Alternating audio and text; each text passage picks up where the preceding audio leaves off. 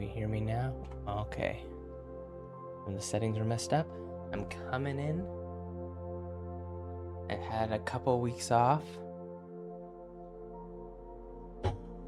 Been getting ready. Going over a lot of ideas. Hello, everybody.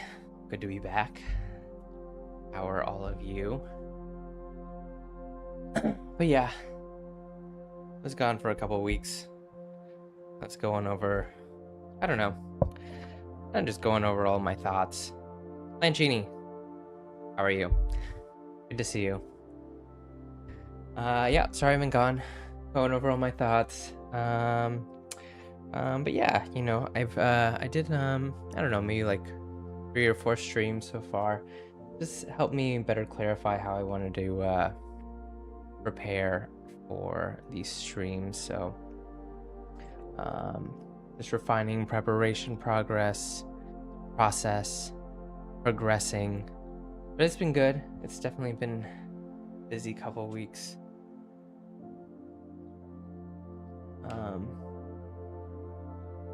Yeah. How are all you? How has your June been? Definitely getting warm here.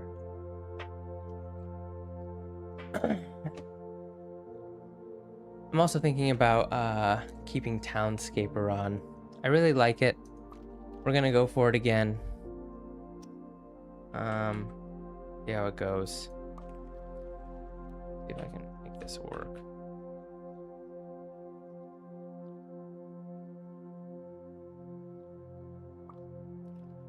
June's been fun. I like the upside down face, thank you. Very cool. Let's see, hold on. Why? Okay. I'm just making sure this wasn't broken. Cool. I think we're all set up. All right, let's get started. For those of you who don't know, we are doing the Magical Mystical Book Tour. It's not a book club, it is a book tour, and right now we are reading Mindfulness in Plain English by Bhante Gunaratana. Quotes down below. We're on the wrong quote. Hello, let's see. There we go. Yeah, so it's a book tour. We're covering this book. No need to read it. I bring the quotes into the chat, into the stream, and yeah, just cover about 5 or 6 quotes, and just cover and talk about the the quotes that are a little more difficult to understand.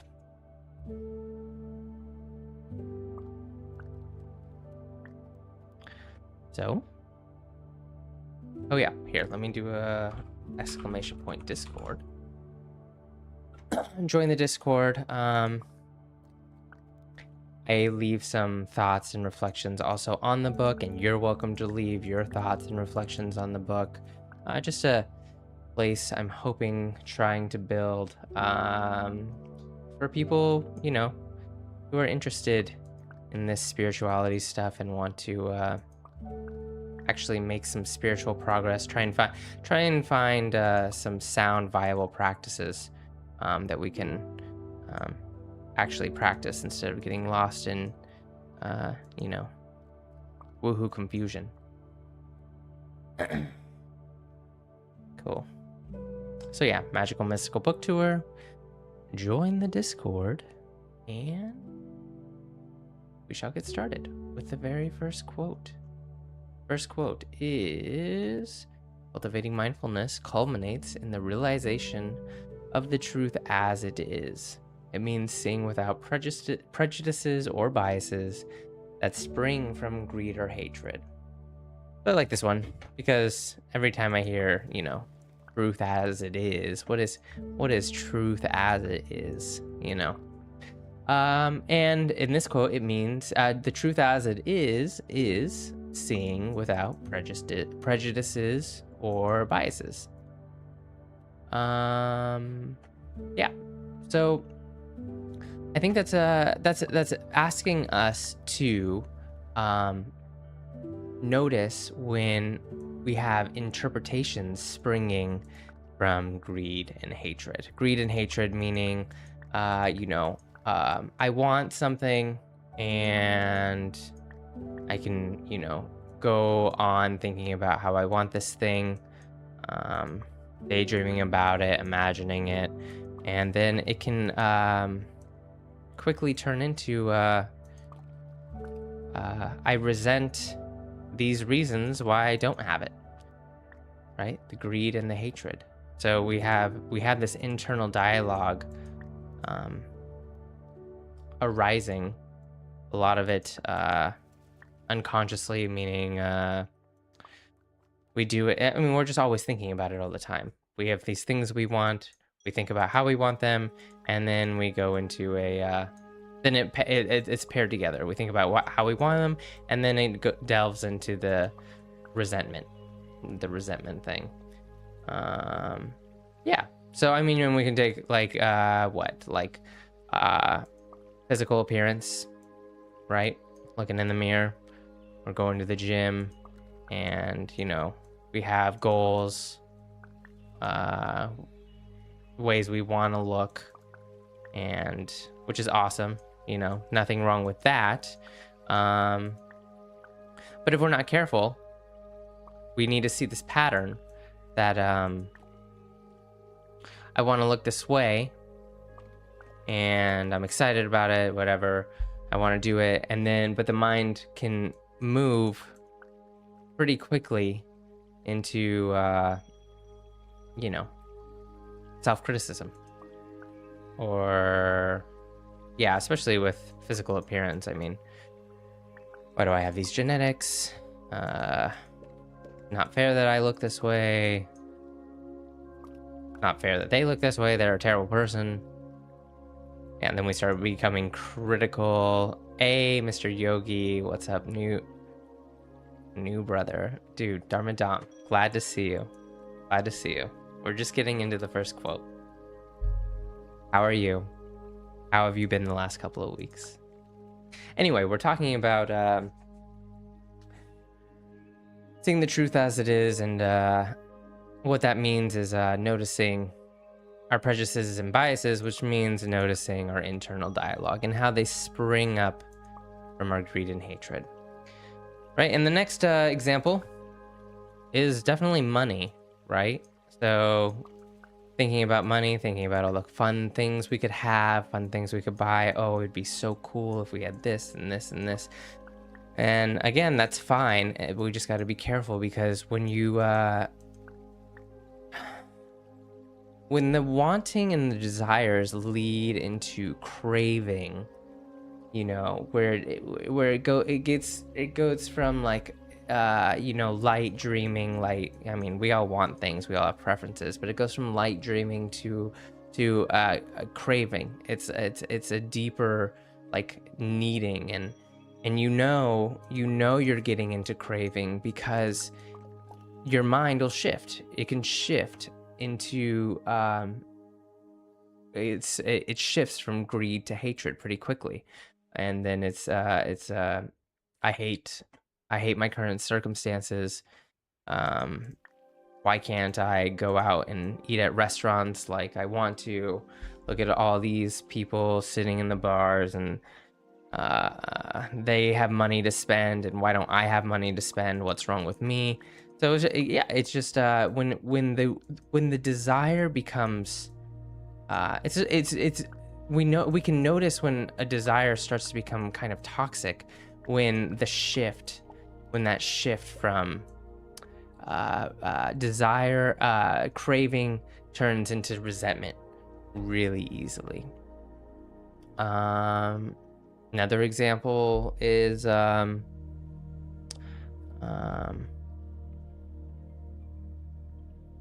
let's see, Dharma.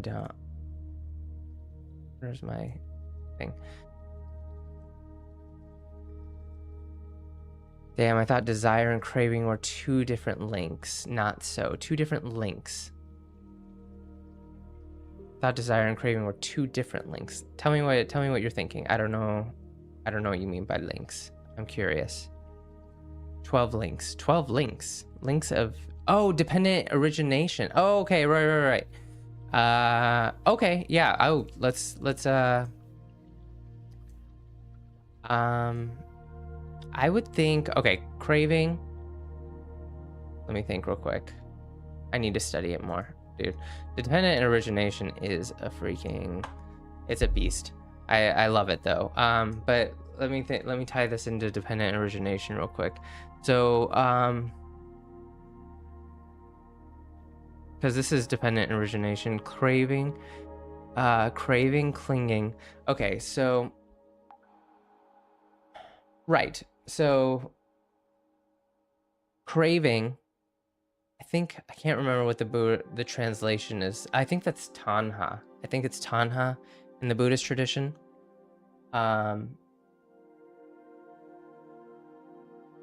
It's like we were talking about. So let's go through the next one. I really want craving and thirst. Yes. I like the how Tanisro Bhikkhu talks about it. You should look him up. All his books are for free online. He talks about craving as hunger. Yeah, I really want this relationship, right? Maybe you know this person at work or school. I don't know where you're at, right? And craving is that the wanting. I really like, you're hungry for a meal. I want to be with this person. I crave it. And then we step into the next step on dependent origination, which is clinging. And clinging is so craving is hunger. Clinging is the act of feeding. And how do we feed? We feed with our fabrications, which is what the Buddhists call it. But there's 5 fabrications. We'll break it down into 3, and we'll get into these more later. But so how do we feed? So I want this relationship. I'm hungry for it. And then how do I start feeding on that? How do I satisfy that desire in a way? We use our internal dialogue. We use our internal dialogue, or verbal fabrication is the exact translation. And we just, you start imagining it. You think about all the things you'll do together, and you'll just like spend hours mentally feeding on the possibilities and that excitement. Right. And so that craving though, it leads, so the craving, that greediness for something you don't have that you want, if it's toxic, right? It's not just a light wanting. Oh yeah, it'd be nice. Like when you're thinking about it all the time, you're creating a trap for yourself, because then it's just going to delve into, after the fantasy is over, what's wrong with me? I'm ugly. Why do they like this person? What do they see in them? They're lame. So it's just it gets critical. It delves into criticism. Toxic.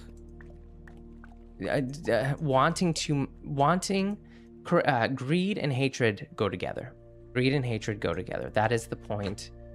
And so this first quote, cultivating mindfulness, it means seeing without prejudices and biases that spring from greed and hatred. It's noticing. I think the first step is noticing the greed and hatred. Notice the greed and hatred. It's difficult to notice, when you're in a desire spiral, because it's kind of pleasant. I mean, it's a like dependent origination. You're kind of feeding.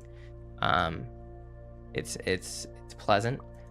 But you'll catch it more when you're in the resentment phase, the hatred. You're resenting yourself, or you're resenting someone else, or you're resenting your situation. You're cursing it, right?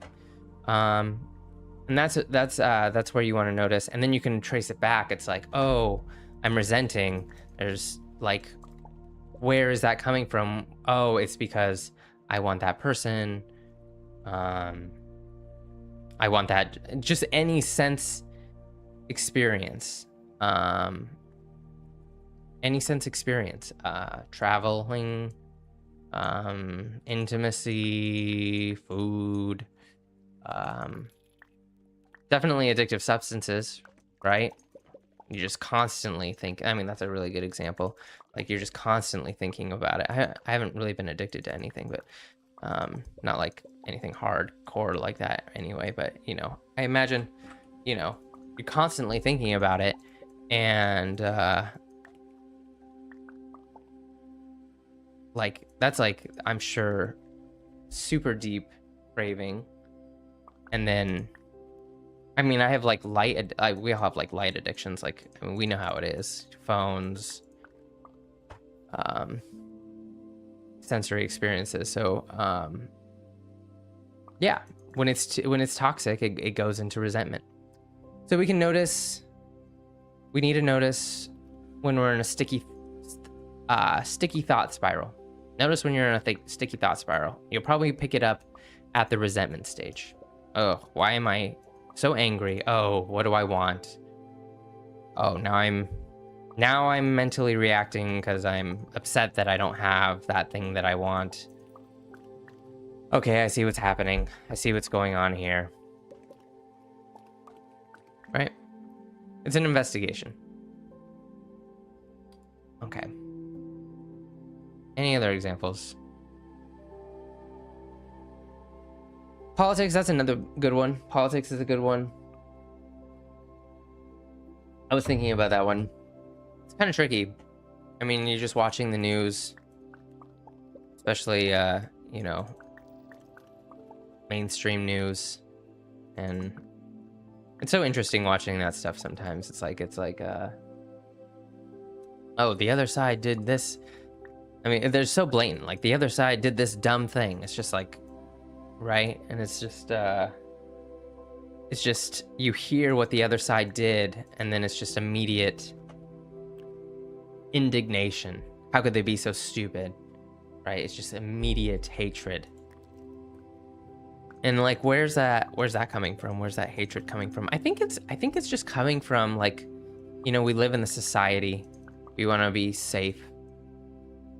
We want there to be justice, and we want it to be peaceful, and we want it to be fair, right? So we want that, and we think we know, or we identify with a party that we just agree with, and we're like, this is how it's done. This is how we're going to do it. This is how we're going to be safe. This is how I don't have to, you know, be afraid. And then we hear the other side does the exact opposite thing. And immediate, like, so we're greedy for, you know, understandably safety and security. And the other party threatens it, especially mainstream media, you know, likes to definitely make you feel like the other side is threatening it. Maybe they are, maybe they aren't. It's complicated stuff. But anyway, it makes us so angry because underneath that, it's I want to be safe, and then underneath that, it's like, yeah, it's underneath that is, well, you know, one of the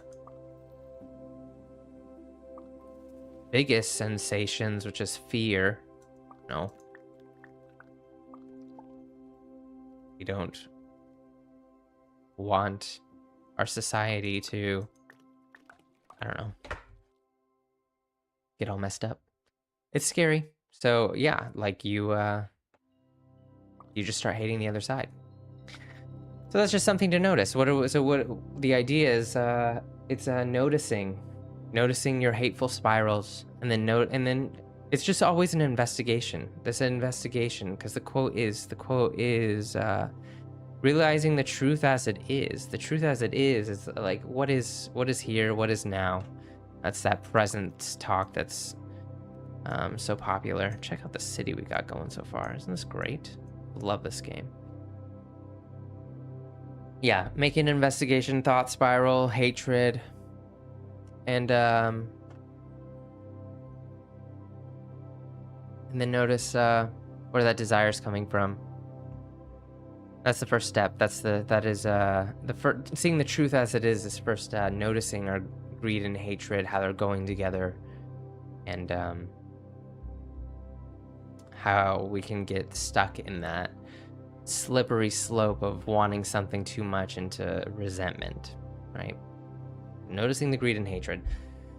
And yeah, so seeing the truth as it is, how do we see the truth as it is? This quote says,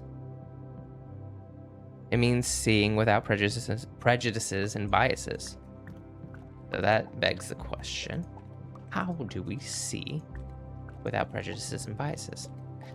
And that'll take us to our next quote of mindfulness in plain English. If you're enjoying this content so far, please check out the Discord. !Discord in the chat. Join the community. It's a magical mystical book club. Name is pending. I think I like it, but you know, I go back and forth. It's new. But anyway, magical mystical book tour. I said it wrong. It's not a book club because you don't have to read the book. We're reading mindfulness in plain English right now. Dharma Dom, I saw that you said got some good practice in reading. Did you pick up mindfulness in plain English, or what are you reading right now? But anyway, Dharma Dom's in the book club book tour. So you can pick up the book or not. But we're going chapter by chapter in the Discord too. You can leave your insights there or not. Just come check out the stream. I'm not doing a stream schedule exactly, especially as I'm getting more used to just preparation and everything.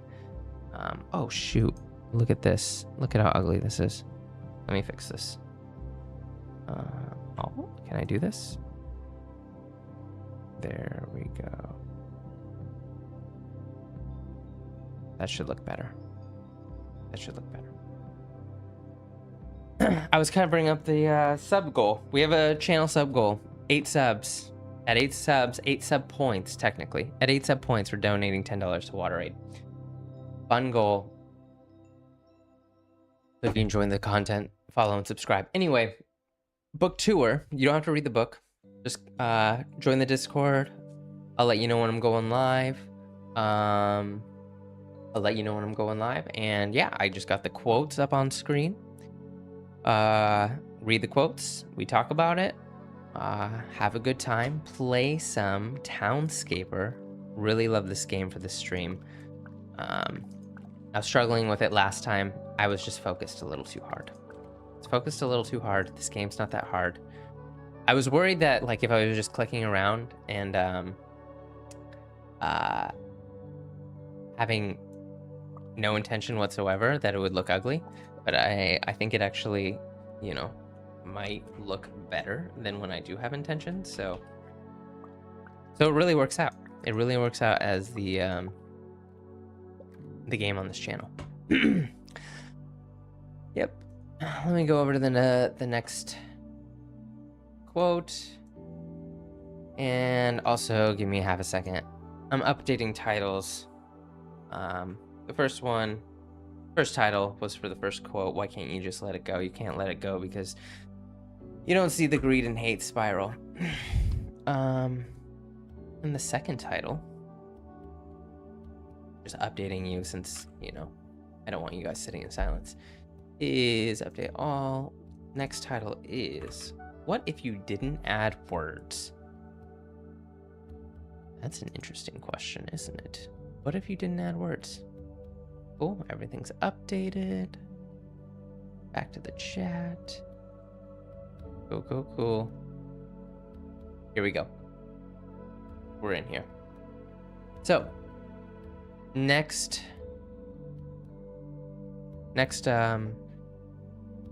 quote. Here we go. We should not confuse feelings and emotions with mental formations. We should watch feelings exactly as they are.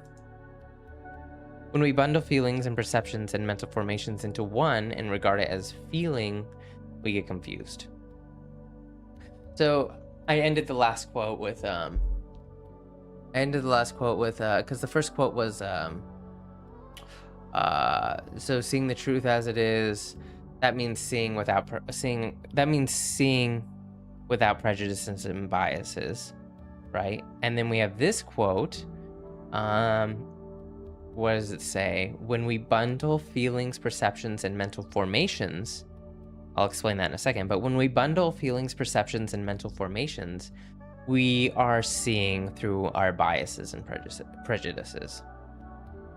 So how do we not see through our biases and prejudices? We have to uncouple the feelings, the perceptions, the mental formations. And Dharmadam, this is the clinging. Clinging is this is how we cling. That's dependent origination. Anyway. So right, we bundle feelings, perceptions, and mental formations. So we talked about, the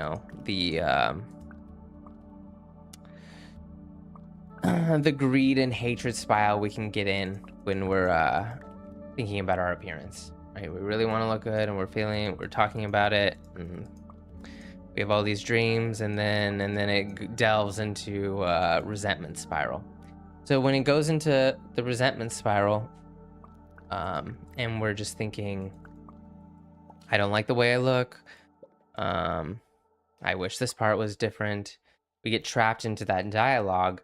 But so notice we're talking about feelings, perceptions, and mental formations. So the feeling is, when you look at yourself, and it's just that feeling of dissatisfaction and sadness that pops up, right? So that there's the feeling, that's one component. Then there's the perception, which is just the label for the feeling. We have that feeling, and then we label it.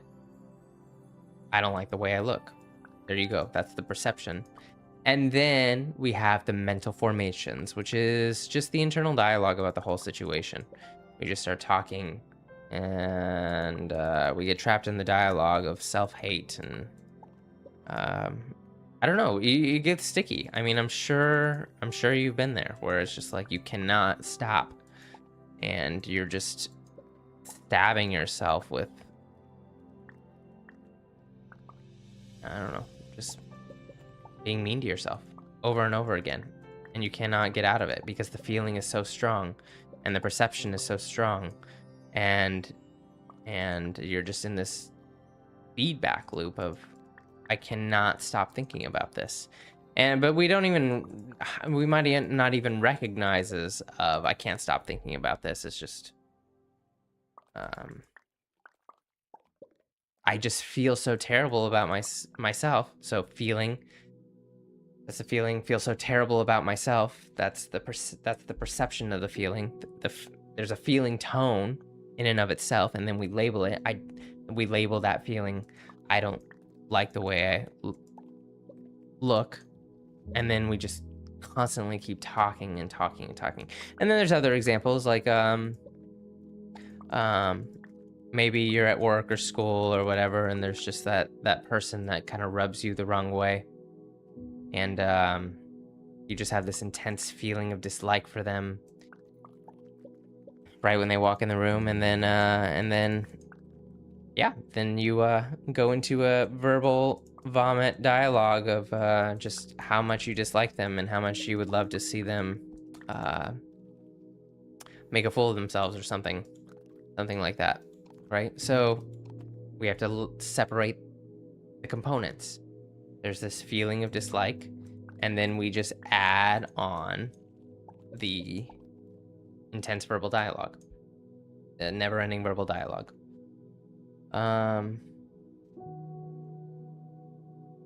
So it's tricky to separate, because feelings and mental formations that are just happening, or feelings and internal dialogue, they're so coupled, they're happening right on top of each other, that we like the quote says, we bundle them. And the perception is there too, because that's just the label of the feeling. We can really just break it. I like breaking it down into two, for just understanding purposes, like the feeling, there's an intense feeling, and then we just have just verbally, mentally vomiting in our minds, just incessantly. We cannot stop. And we bundle them together. We take them to be one intense feeling. And now I have to gripe and talk about this, right? So I'm watching the news and look at what the other side did. Can you believe this? And then I'm immediately in my mind, it immediately comes up. Oh my gosh, I so agree. I have all these things to say in my head about it. And then it's been like an hour. It's been like an hour, and we've ranted this entire time. You know, you can really get sticky, and that's what makes us confused. We're bundling the intense feeling with the reactive, compulsive verbal dialogue, but they're separate. They're separate. These three phenomena of feeling, perception, and internal dialogue, or feelings and internal dialogue, they are separate things. They're individual. They're their own phenomena, right? So what we can do is separate them. We can separate them with our concentration. And again, so this is that same investigation when you're resenting your finances because you can't go out to eat as much as you would like. And you're like, oh man, I'm out in that internal dialogue. You can use your concentration to feel inside, and you really listen inside to what is my current present experience right now. What is the felt sense? What is this experience? What is the experience of the feeling in and of itself? And maybe it's like sadness. You can have the perception of it for a moment. Feels like sadness, or feels like frustration, and then you can even drop that perception.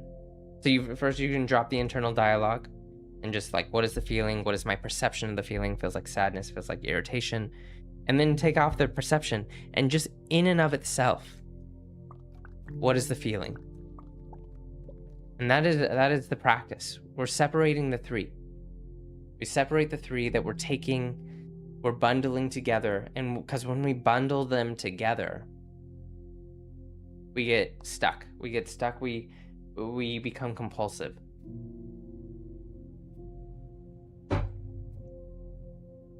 We compulsively react, and we compulsively think ourselves into a thought spiral for a full hour for no reason.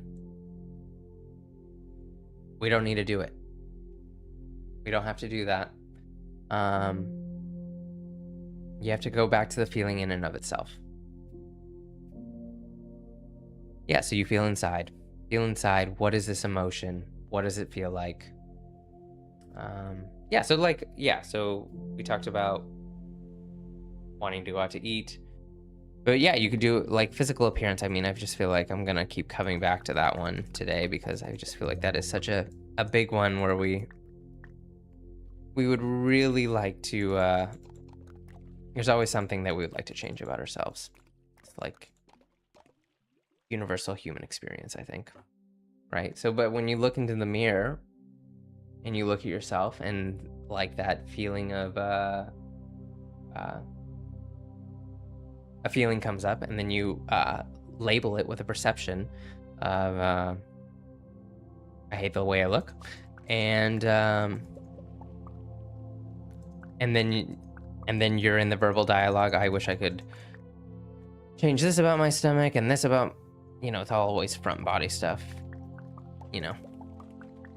just obsessive over that, and it's just compulsive. But then you just take a step back. What if I remove the dialogue? Then there's this. And then I focus on the feeling. Oh, I feel this feeling. It's just the sadness and sadness and I don't like the way I look. So there's the sadness and the perception. And then, so you just use your concentration to just really deeply feel the feeling as it is. And this is, so the first quote, going back to the first quote for a second, it said something like, we're trying to see the truth as it is, right? So seeing the truth as it is, seeing reality as it is, it's not that, it's seeing these feelings, perceptions, and mental formations as separate. They're their own things, right? So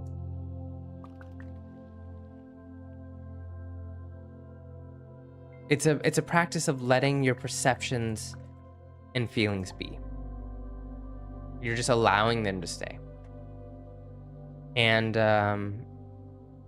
this is really freeing because, like, yeah, what is this? What is the benefit of this?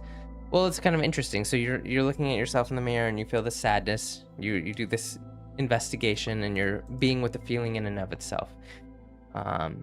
When you really concentrate on present moment sensation, the feeling of sadness, when you let that, you just feeling that as it is, it's hard to stay concentrated.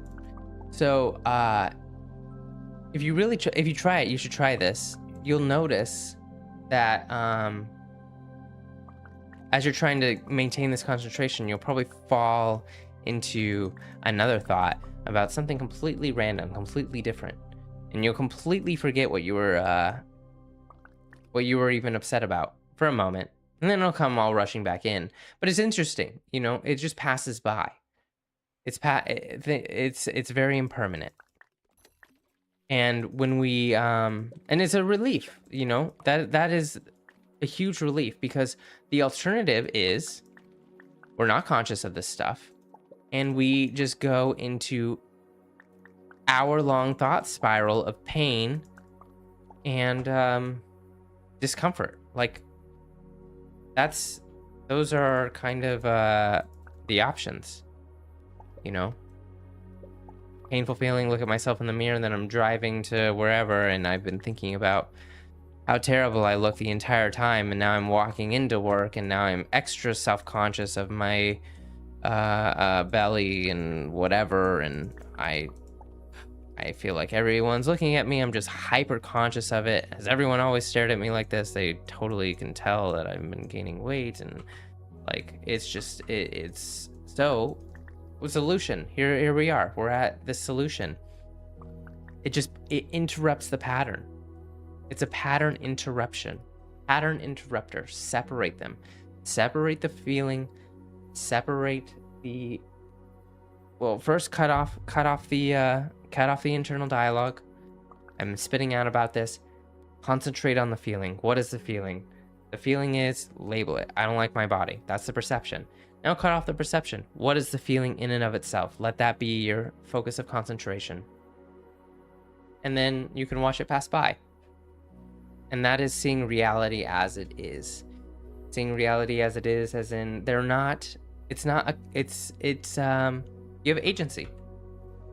That's the reality as it is. And the reality as it is these aren't bundled. These feelings and thoughts are not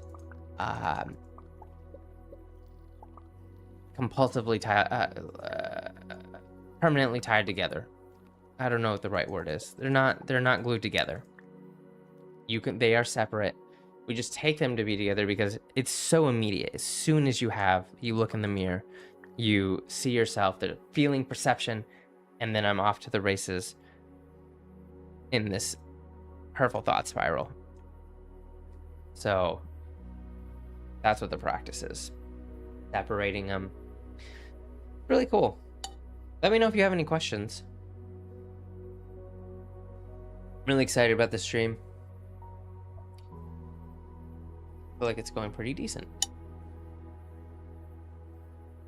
I'm happy with it. Anyway, if you're enjoying it, as much as I am, consider joining the Discord. Follow on Twitch, but yeah, follow on Twitch and then check out the Discord. What am I thinking? It's a magical mystical book tour. It's not a book club. Magical mystical book tour, meaning we're going over a book. It's Mindfulness in Plain English by Bhante Gunaratana. But you don't have to read it. You know, if you're enjoying this, join the Discord. I will let you know when we're going live. We take it one chapter at a time. This is chapter, I don't know what chapter this is. I think it's 5. This is chapter 5. This is chapter 5. You don't have to have read it. Just come in, hang out. But if you do decide to read it, you can participate on the Discord and you know, share your insights. Yeah, it's always fun to read a new book and realize something about yourself or realize something about your spiritual practice, something you didn't realize before. Yeah, in this last chapter, he was talking about when you sit down to meditate, don't move. I really like that. I really like that whole idea. Don't move. Because, yeah, his point was, well, don't move as in, like, don't fidget. Obviously, you're not moving, but, like, really don't move. Like, plant your seat and don't adjust. And, I don't know, that I like that idea a lot because, it makes you really concentrate, because like it becomes unpleasant, but that becomes an anchor for concentration, the sensation of unpleasantness, just really getting into the moment. But as soon as you like fidget and move around, it messes with the concentration. So that made a lot of sense to me. I'd never like thought of it like that, or really made it a point to try to not move, but I like it. I think it's cool. So just stuff like that, you know, that's something I need to write on the Discord for chapter 5. But yeah, so it's a cool little place where we are looking into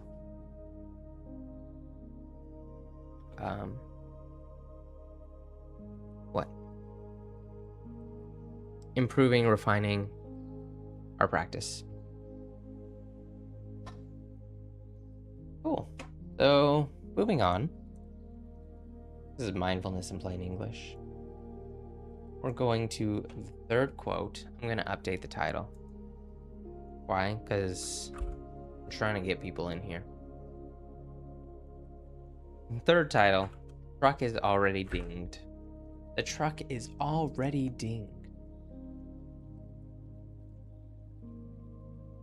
What will we talk about? But yeah, drop a follow. Also, we're doing we're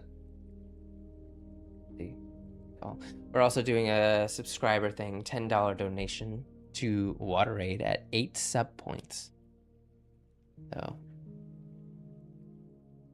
if you're liking the stream, drop a follow, drop a sub. Doing cool stuff here. Let's see. So next quote.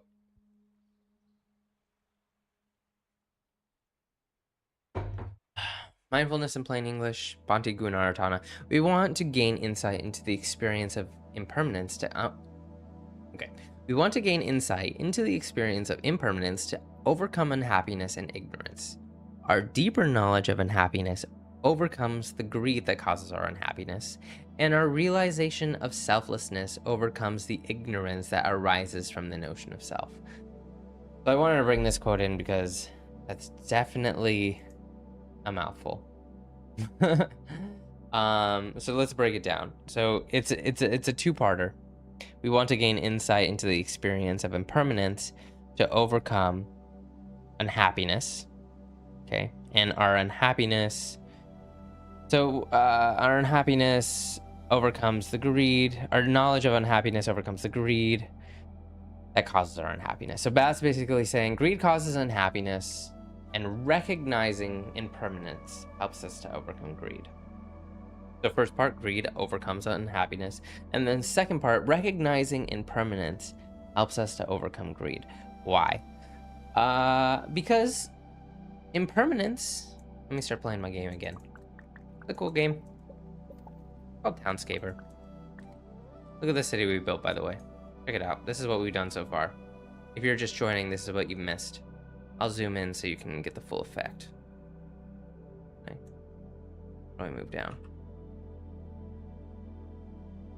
Gotta go like this. Really? Oh, wow. There we go. Learning the keys. I'm learning the keys. There we go. Anyway. Recognizing... what's the quote? Okay, so greed causes unhappiness, and then recognizing impermanence helps us to overcome greed. Why? And it's because recognizing impermanence gives our desires a more holistic view, right? So that's kind of the theme of what we're talking about today. Greed devolving down into hatred. We don't want to go down the hatred spiral. And we're going down the hatred spiral because we want things. We get a little bit too cravey with our wants. Right? So how do we not get so cravey? We recognize impermanence. Right? So, fun story. I thought of a fun story for this one. My neighbor got a super cool truck recently. Brand new. I don't know what kind. I'm not a huge car person or truck person, but it was brand new for sure. It was all black. Rims are black. Shiny. Super shiny, obviously, because it's new. Like, you know, the headlights aren't even foggy at all. And the windows are tinted black. So it's I don't know. It was a sweet truck. It's a sweet truck, and I know I feel like some people are kind of like truck people, but I wouldn't call myself a truck person, but I like this truck. Anyway, yeah, super shiny black windows, black tinted windows. The whole truck is like this shiny mirror, right? And so you think about before he buys the truck, you know, how excited he's gonna be. He's had his old truck for a while, and like, oh, I want this new truck, and he's been thinking about it.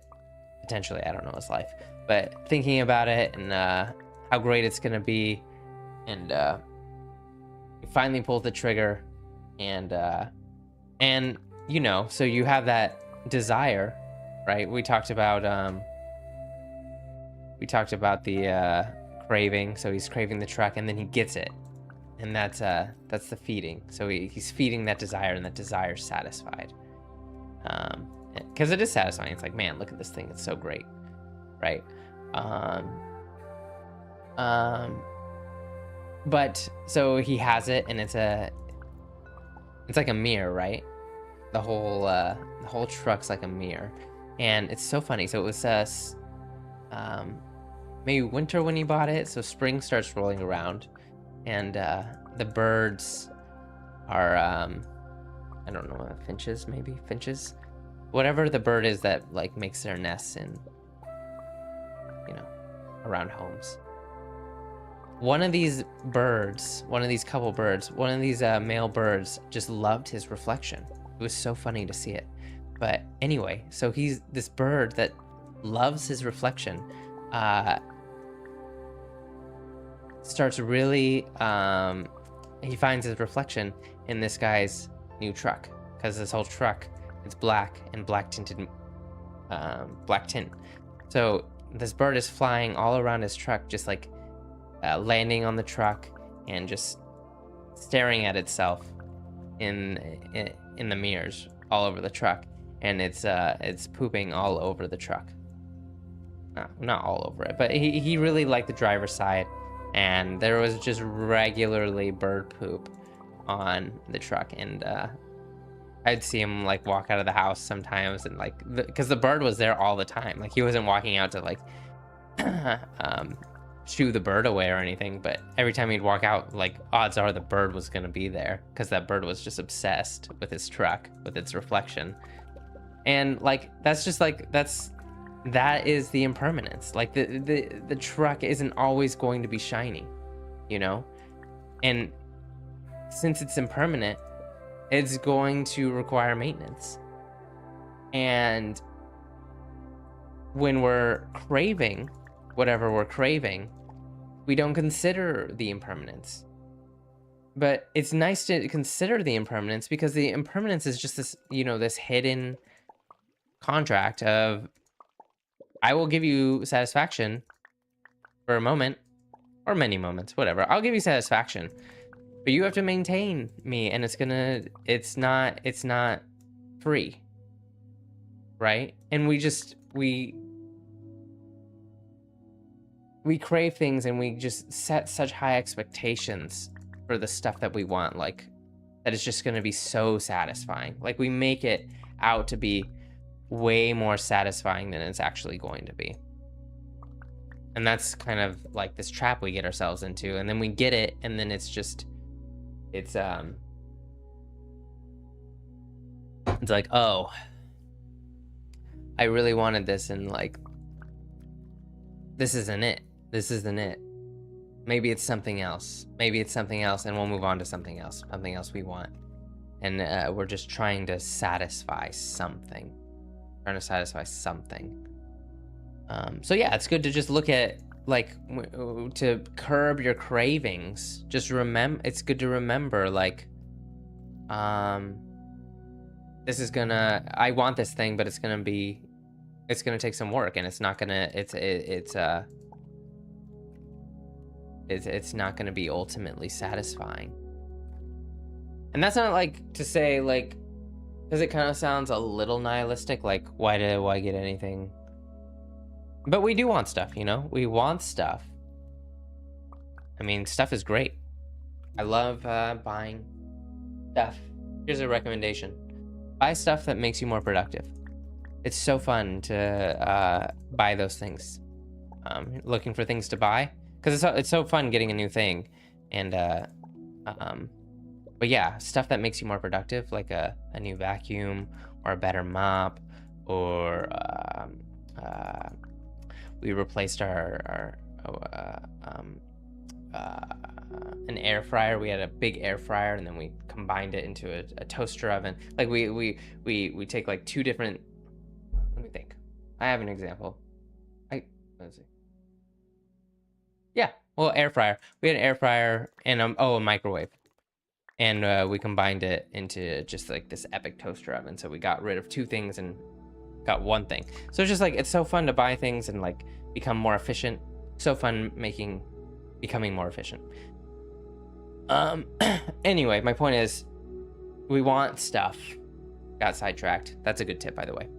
Buy stuff that makes you more efficient. It's very satisfying. But yeah, we want these things. And but yeah, so you consider, like, oh, it's not going to be ultimately satisfying. It's going to take work to maintain it. It's going to be a headache. Like the toaster oven, it gets filled up with grease, right? But it's not to be like nihilistic, like, why want anything? It's more just to, like, it's to curb greed, and it's to just give yourself a more holistic view of, like, it's just the truth. Like, it's just the truth. It's like, there will be a maintenance, and it's not ultimately going to be satisfying, and it's gonna cause whatever we're gonna get. Probably the more satisfying it gets, the more satisfying it is, the bigger the contract. Like, do you want to get into a fender bender with someone driving a 10-year-old Buick, or someone driving a Mercedes?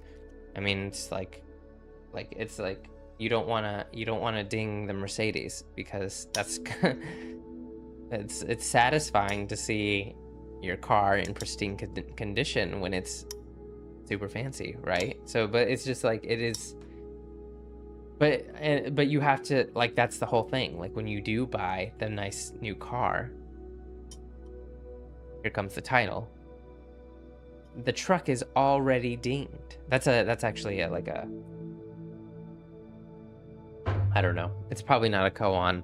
I don't know what it is. I know it's a quote from somewhere. I think it's like the teacup is already broken.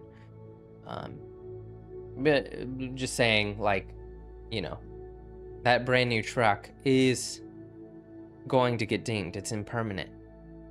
So there's no reason to get yourself all worked up in this craving. It's a counter to the craving. And when you can counter the craving, when you can counter the greed, you're effectively countering the resentment spiral that it's going to get you into. Right? Because as soon as you hit that Mercedes, right? Like, he resents you. I mean, basically, he just resents you. So, but you don't want to be the Mercedes driver in that situation. Like, you don't want to resent people. Like, we're all human. We're all doing our best, right? So, we don't want to hate, right? And maybe, you know, with this practice, you're not, because why are you getting into that resentment spiral? It's because you're clinging so heavily to this pristine state of your car when it's impermanent. So yeah, if you just have the holistic view of the truck is already dinged, when you get that first ding, it's like, oh, okay, well, feeling arising, don't like it, but you know, I have perspective. I have this holistic view where I don't have to, or because I don't crave it to be in its pristine condition, I know it's impermanent. I'm not going to fall into such a deep hole of resentment where I'm like thinking about it all day, all week, about that idiot, that why would they drive like that and look at my truck? Like, how could you do that? Why? How is this happening to me? And then it's just endless, right? No, the truck is already dinged as soon as you buy it. That's the right. It's impermanent. So it's just it's a curb. We're greedy to keep it perfect. And if we're falling into greed and hate go together. If you can curb your greed by considering its impermanence, you can curb the resentment spiral that you'd inevitably fall into. Right? So it's just like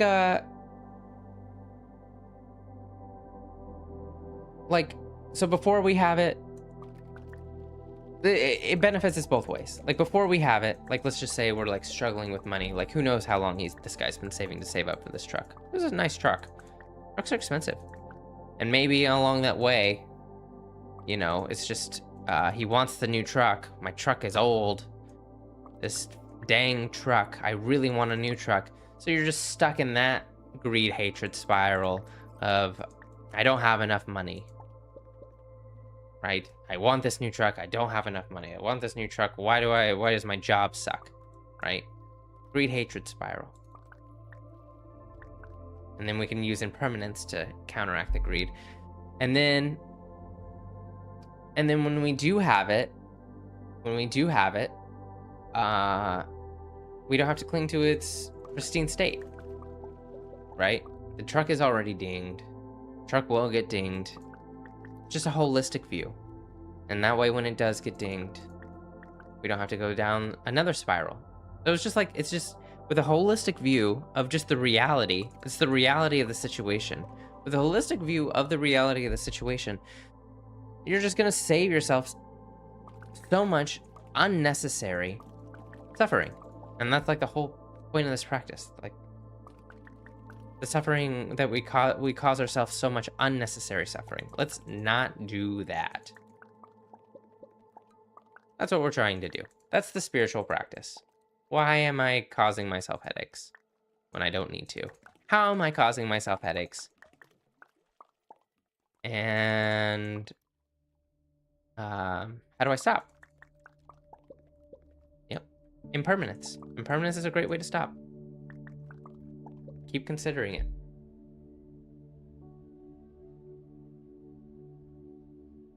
And yeah, so we were talking about separating feelings from. Ooh, let me fix my window a little bit. Check out our city. Look at that. It's oh man. I don't know my geography. Someone in the chat help me. What is the city in Italy or France? I don't know. What is the city that's on the water? Hit me up in the chat. Also, follow, subscribe. At 8 subs, we're getting close. We're going to do a $10 donation to WaterAid. So if you like this content, follow, then subscribe, and then join the Discord so you know when I'm going live next. I don't have a set schedule. I'm trying to do definitely once per week. I'd like to do more. But yeah, join the Discord. Anyway, I'm not done yet. Because we were talking about impermanence. Feelings are also impermanent. That's so helpful to know. Because, right. The bird is... Well, let me think. Amsterdam? I don't think it's Amsterdam.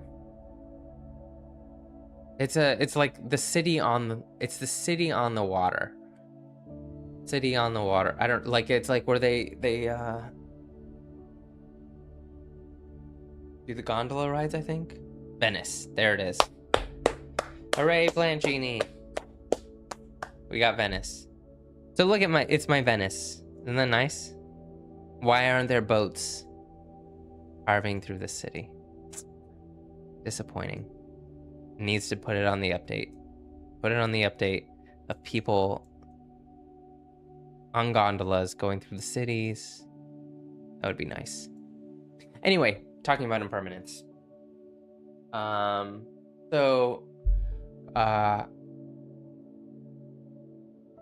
Shavaya, what's going on? How are you? We're going over this third quote in Mindfulness in Plain English, and we're talking about impermanence. And we're talking about feelings also being impermanent. So in the last quote, we mentioned we need to unbundle our feelings from our verbal dialogue, a mental dialogue, verbal dialogue, mental dialogue, right? So we keep going over, like, maybe you look at yourself in the mirror and you're just like, oh, I really don't like the way that I look, and we can just go into this thought spiral about it, right? So we're talking about impermanence helps us overcome unhappiness. In this quote, where is it? Yeah, impermanence helps us overcome unhappiness because it's greed, right? So when you're, as we mentioned before, I won't get into it again, but when you uncouple, I'm hot as well. Do I look hot? Because it is toasty in here. Could you tell? Am I sweating? Maybe a little bit.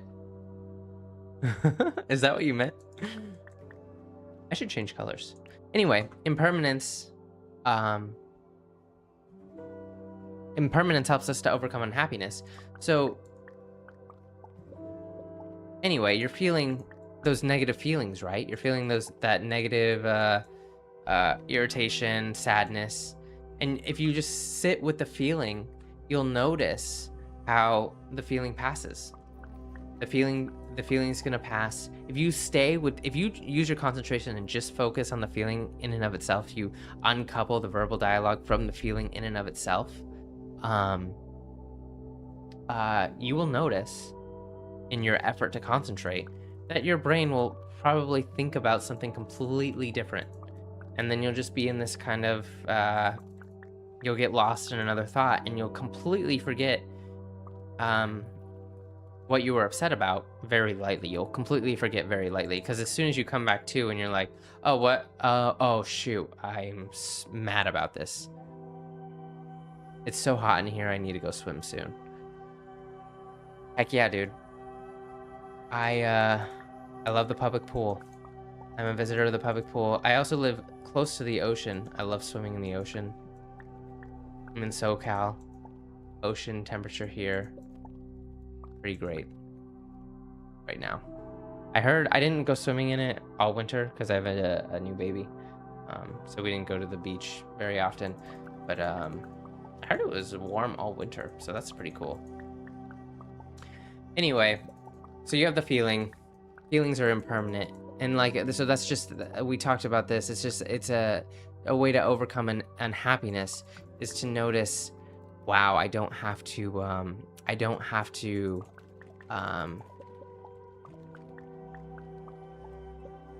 get locked into this feeling verbal dialogue feedback loop. I can just be with a feeling as it is, and I'll forget about what I was thinking about, and then I'll remember it, but then I just go back to the feeling. It's just a pattern interrupter. It's such a great way to interrupt the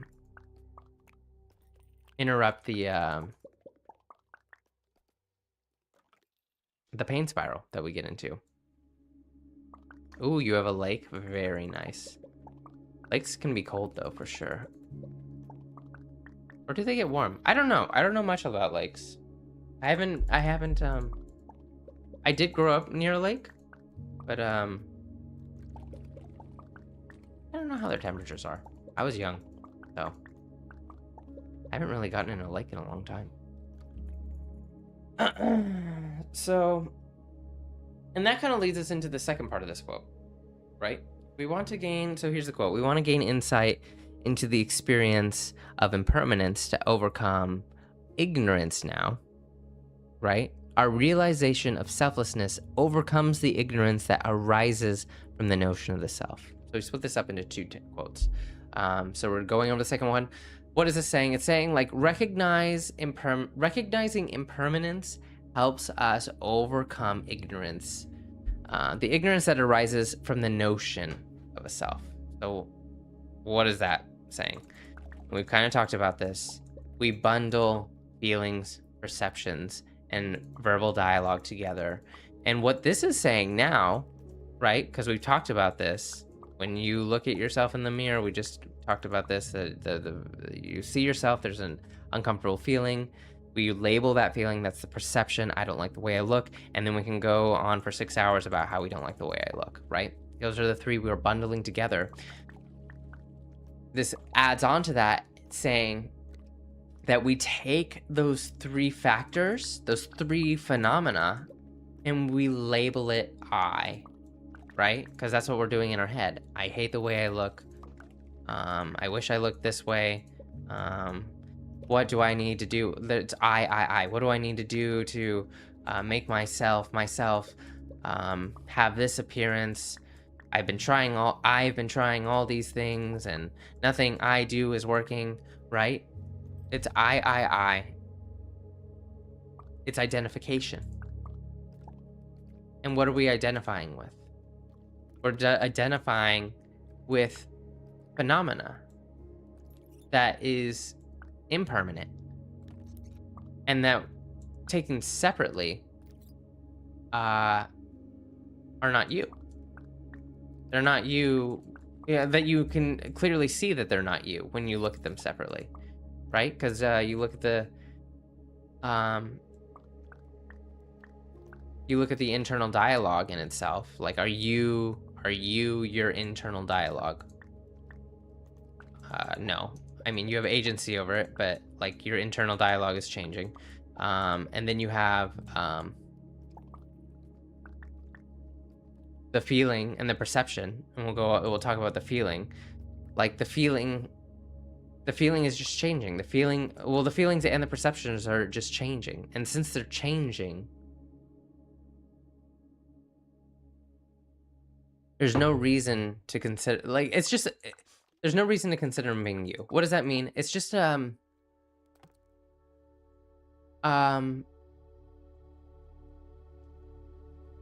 it's just a way to like gain agency over your thinking, right? Because when we bundle them together and we call it me and I, not only are we stuck in this vicious spiral of constantly thinking, like we get stuck in the I have this feeling and I have this internal dialogue, and it's that negative feedback loop where we just keep feeding the uncomfortable sensation, and just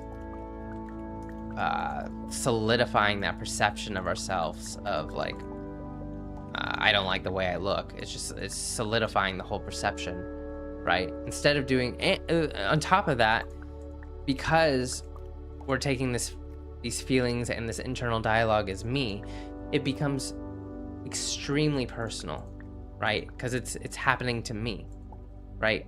But it's a perspective strategy, right? Because you can look at it as the feeling in and of itself, and you can look at the verbal dialogue in and of itself, and the perception in and of itself, and you can separate them, right? And when you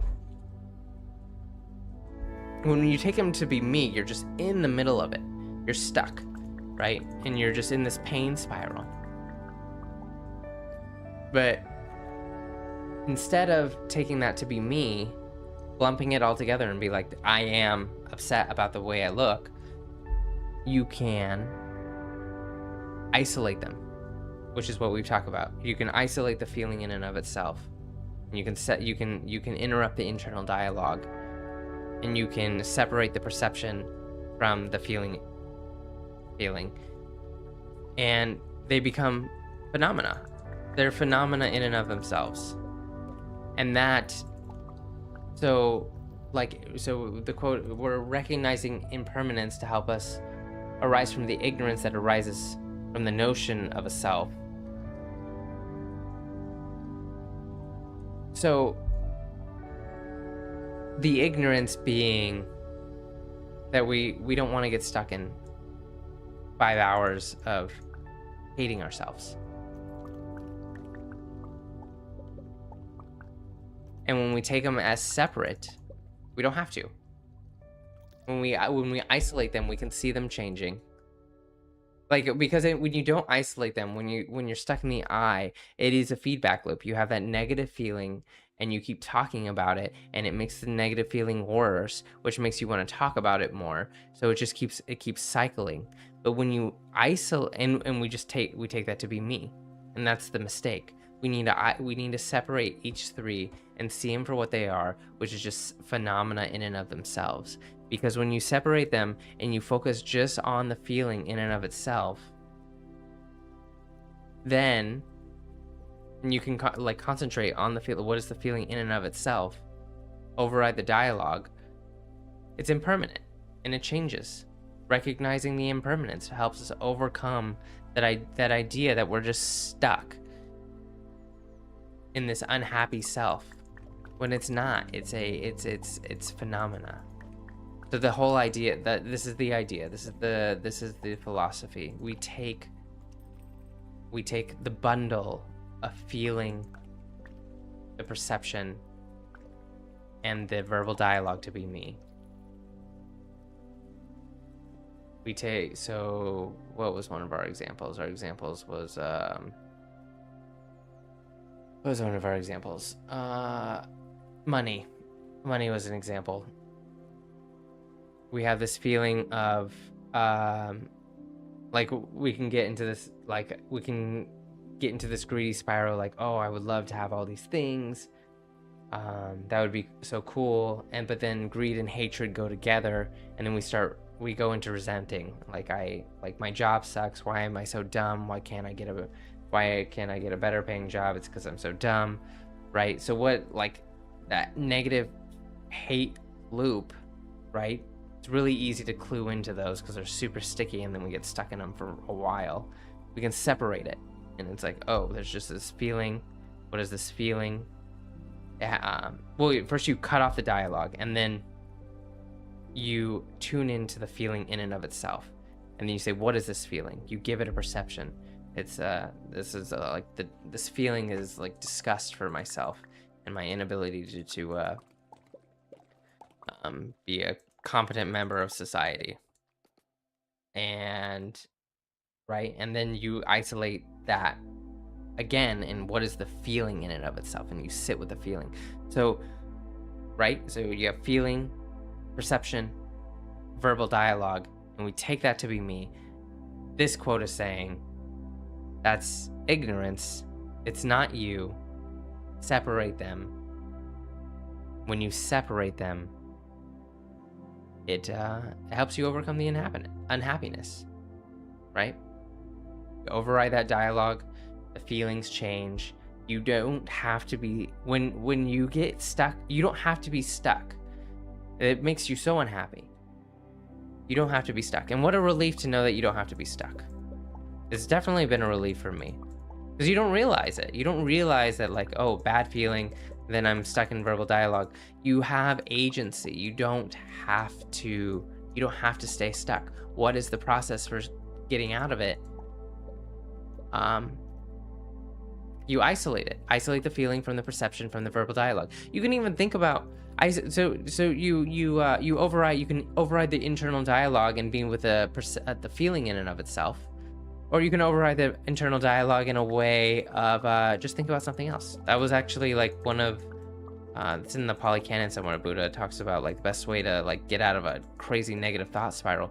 Just think about something else. Like maybe you're like in a worry spiral, right? Like you're paranoid about this. You're paranoid about this thing that's gonna happen, and all these things that can go wrong, right? And it's stemming up from like all this feeling of worry and the perception. So you have this bundle together, and then you can be like, oh, look at that, I'm stuck in this sticky spiral.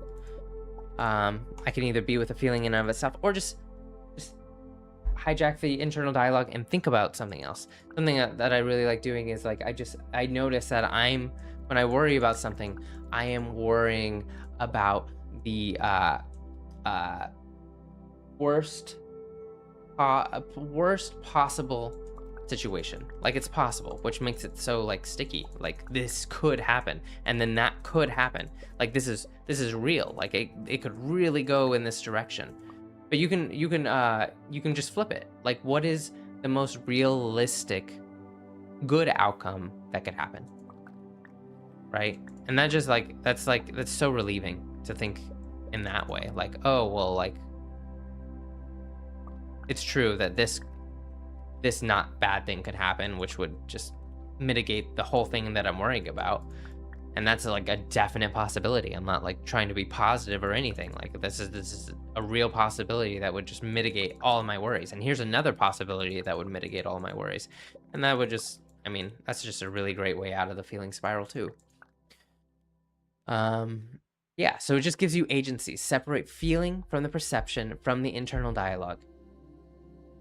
See them all as separate. Notice how when you see them all, when they all get jumbled together, you're in the middle of it and you're just stuck in this I situation and it's hard to get out.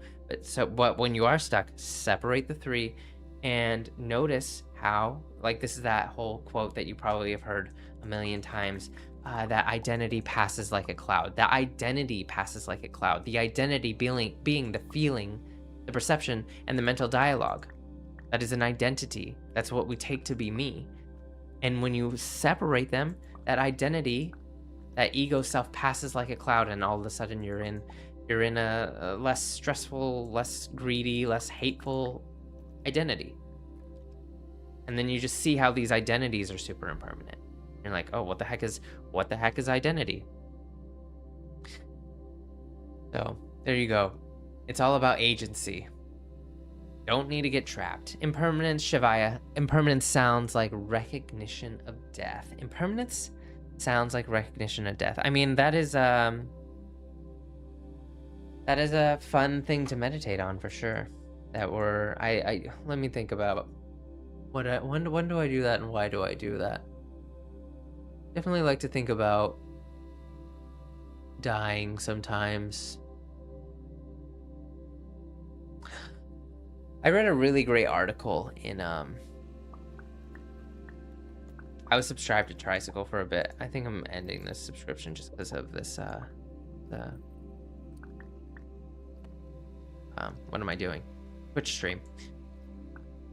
focusing on this stuff. But anyway, it was such a great article written by an older person, you know, getting close to death and just talking about what the experience is like. And just, you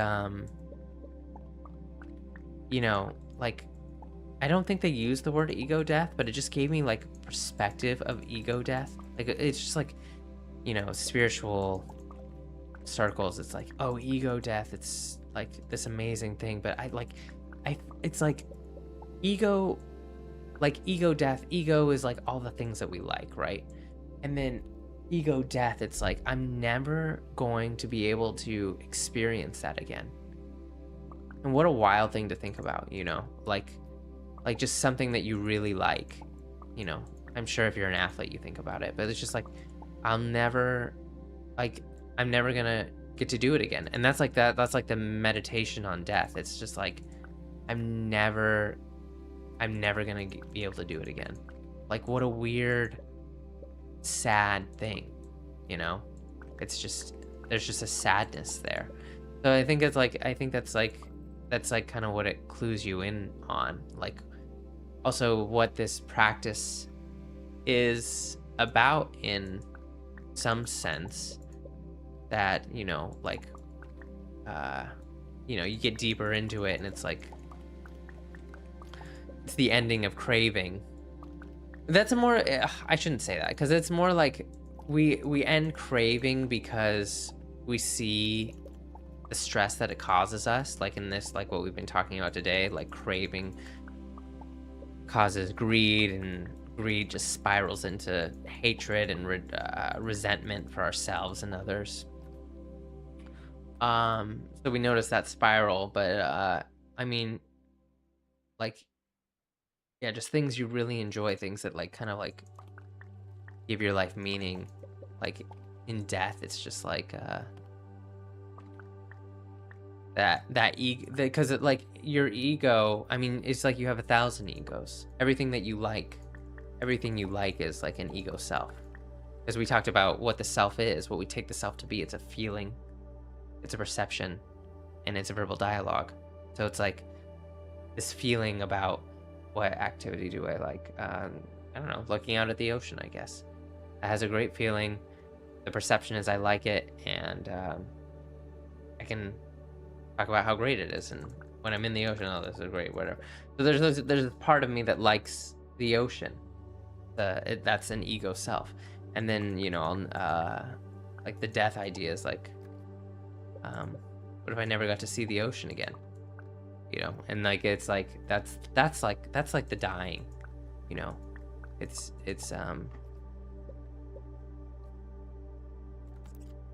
the things that we want,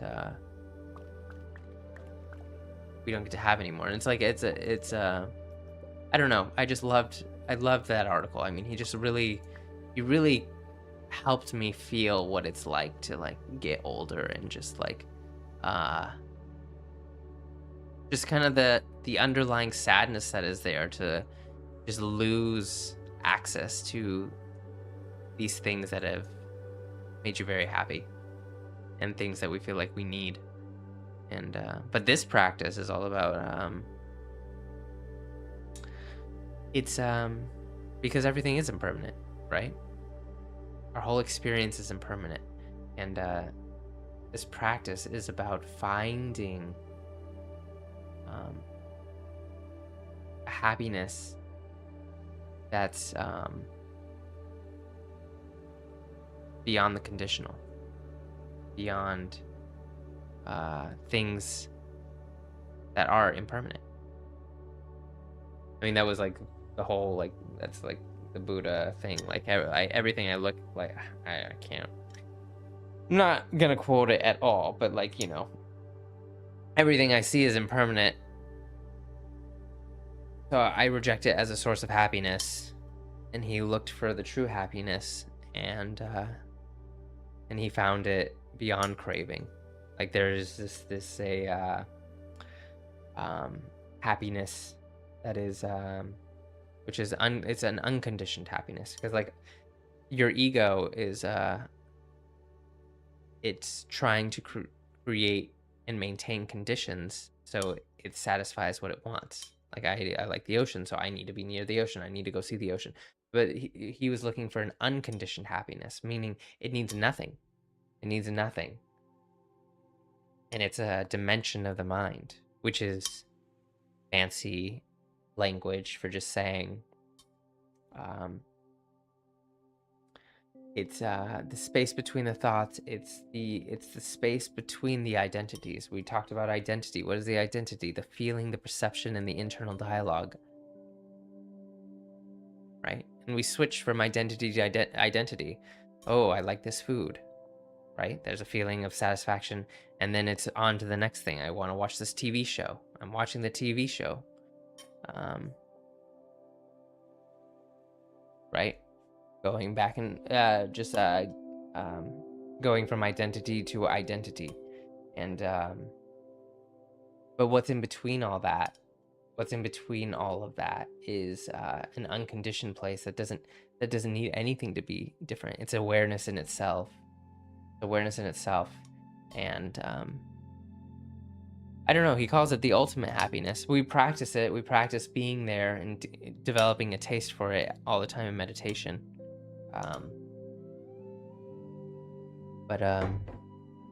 Yeah. So yeah, I don't know. I guess that's what I think about when I think about death. Is impermanence. Yeah, exactly. It makes me feel what's most important to me. That does feel nice. Absolutely, that is so true too. Like, and what is like most important? It's like, I don't know. Our loved ones, right? Family, community, relationship.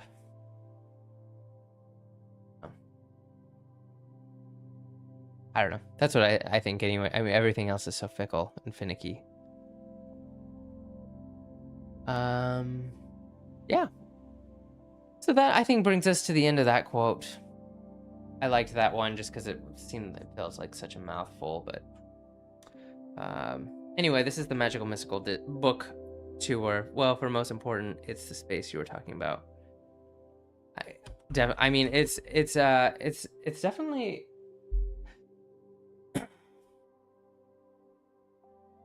it's a crazy concept for sure. I mean, like I practice it because it's like so practical. Space Shuttle 40. Hey, what the heck is Banti? What is it? Mindful. So Space Shuttle. It is Mindfulness in Plain English. It is the book we're reading. This is the cover. Mindfulness in Plain English. Join the Discord. Anyway, I'll get to the pitch in a second. Space. Yeah, it's an interesting Shavaya. It's interesting. This concept that that is the ultimate happiness. I mean, it's encouraging to hear that. But the path there is so practical, because that's what we've been talking about this whole time. It's not getting stuck in ignorance, thinking that feelings, perceptions, and verbal dialogue are all mashed together and they can't be separated, and that you have no agency over it. That when you get stuck into this verbal dialogue, that there's no way to interrupt the process. Like this process of trusting into that space of awareness and recognizing it as the ultimate happiness, is a lot. But the fact that the path there is so practical and so meaningful, it's just like, well, cool, if you say so. Yeah, but I like the practice in itself is just like, it's true. It's just so true. It's so practical. And then, hey, we'll see. We'll see how it goes to what is that space behind the craving. Like, it all makes sense. Yeah, we'll see. Anyway, so this is Magical Mystical Book Tour. We're reading Mindfulness in Space Shuttle. We're reading Mindfulness in Plain English by Bhante Gunaratana. It's a magical mystical book tour, name pending. We'll see if we keep the name. It's a tour because you don't have to read the book. I bring the quotes in to the stream. Follow if you're enjoying the stream. Subscribe. We're doing a $10 donation to Water Aid at 8 sub points. So that's exciting. But yeah, join the Discord. If you do decide to read the book, you can keep up with the Discord. You don't have to read the book at all because, like, yeah, you can just check out the Discord. I'm leaving what I would like for the Discord to be, and what I'm doing is just kind of leaving insights that I get about the text in and of itself. But you can do whatever you want. I separate each section by chapters, so you can read other people's insights, my insights, share your own insights. It's just a place to, clarify the practice, clarify what spiritual practice actually is. How do we make progress? Where is the practical practice? That's what we're going for in the Discord and this Twitch stream.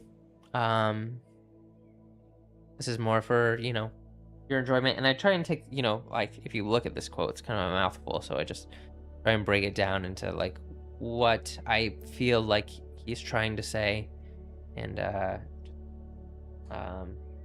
making it all, trickier parts make sense. I don't know. It's fun. If you enjoy it, hit the follow button, subscribe, help in the donation to Water Aid. Thought it was a cool idea. Be cool. Oh shoot, why did I get all blurry? There we go. That was weird. Webcam got focused on the wrong thing or something. And we're also playing Town Scraper. Look at the town we built so far. It's my mini Vienna. Town Scraper is the Vienna builder. How cool is that? Look at this. Look at the detail. Oh, Venice. Thank you, Plancini, not Vienna. See, I don't know my geography. Or, yeah, I guess that's what it is called. It looks good. It's a cool game. Anyway, we should move on to the next quote. I'll change the quote. Quote's coming in. Mindfulness in plain English. Oh, it's not a quote. We're talking about how to meditate. We're talking about how to meditate because in chapter 5 of what we're chapter 5 of this book was called chapter 5 is called The Practice. So let me, oh shoot, what'd I do? Pause. I gotta update the title. I'm updating the title so I can trap people into my stream. The title is called Stop Trying to Clear Your Mind. That seems kind of inviting, doesn't it? I think so. We'll talk about what that means. Stop trying to clear. And we're talking about how to meditate. Yeah, Bonte has his own interpretation. I thought I'd leave my interpretation. Put my interpretation down for you guys. It's basically all the same, but just like little tweaks. How to think about it different. How I think about it specifically to myself. I like the way I think about it, so I thought maybe it would be helpful. Anyway, he started with a goal, and my goal in my meditation in Theravada wait, I'm on the wrong thing. Is Theravada Buddhism? It's Theravada Buddhism? That guy. Yes, it is Theravada. What? Tagore gone? Is he dead already? Where's Tagore gone? I don't know what Tagore is. Not sure what Tagore is. But yeah, I think he's Theravada. I like Theravada a lot. I haven't really looked into Mahayana and Vajrayana too much. My yoga teacher, he's really into Zen and Vajrayana. Yoga, what's his name? And so if you're in the market for a yoga teacher, this guy is fantastic because he combines Buddha Dharma and yoga Dharma. He's just fantastic. He's really into, so I don't know if you're into Vajrayana or Mahayana more, but T.S. Little, Prajna Yoga, he's He loves great yoga teacher, and he's like Zen and Vajrayana. Tagore is a Buddhist teacher and also the first non-European who got a Nobel Prize for literature. Oh, how cool! Yeah, I don't know anything about him. I've never heard of him before. My main Buddha teacher, who I'm like really kind of just starting with, is Thanissaro Bhikkhu. Starting with as in I've read like 4 of his books. I'm pretty short. I really studied him. I just love Thanissaro Bhikkhu. He's Theravada. I'll write his name. All of his stuff is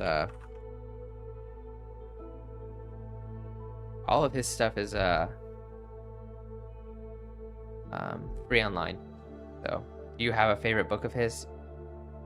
Oh, Plan Genie asking Space Shuttle. That is a great question, Plan Genie. Do you have a favorite book by Tagore? Anyway. Yep. So yeah, Space Shuttle. Check out Thanissaro Bhikkhu too. If you like Theravada, I think he's fantastic. He's very conservative, I guess I would say. Anyway, so let's get into how to meditate. How do you do it? What are you doing when you sit down and you're in silence? Okay, hold on. We gotta pause. I need some water, guys. I have to pause. I will BRB, and we will be back with... I'm gonna use the restroom too. Don't go anywhere. 3 minutes.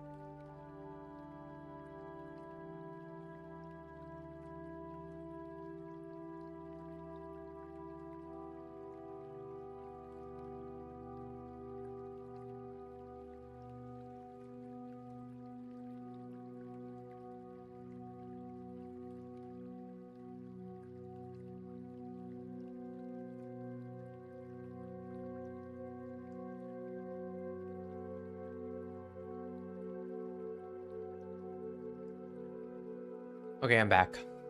Space Shuttle says, not really sorry when you want to learn Buddhism, nothing goes over Milarepa.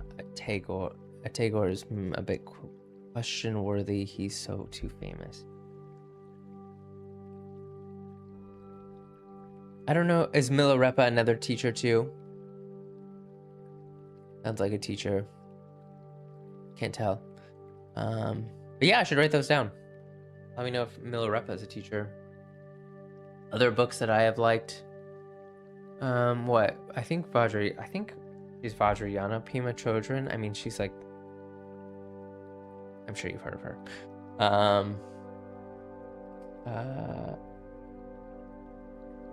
I don't know. I really liked Nisro Bhikkhu, and you need Milarepa, friend. I couldn't forgive that you never heard of Tagore, but not Milarepa, man. Well, I will say, my main practice has been through Prajna Yoga. T.S. Little being my main teacher.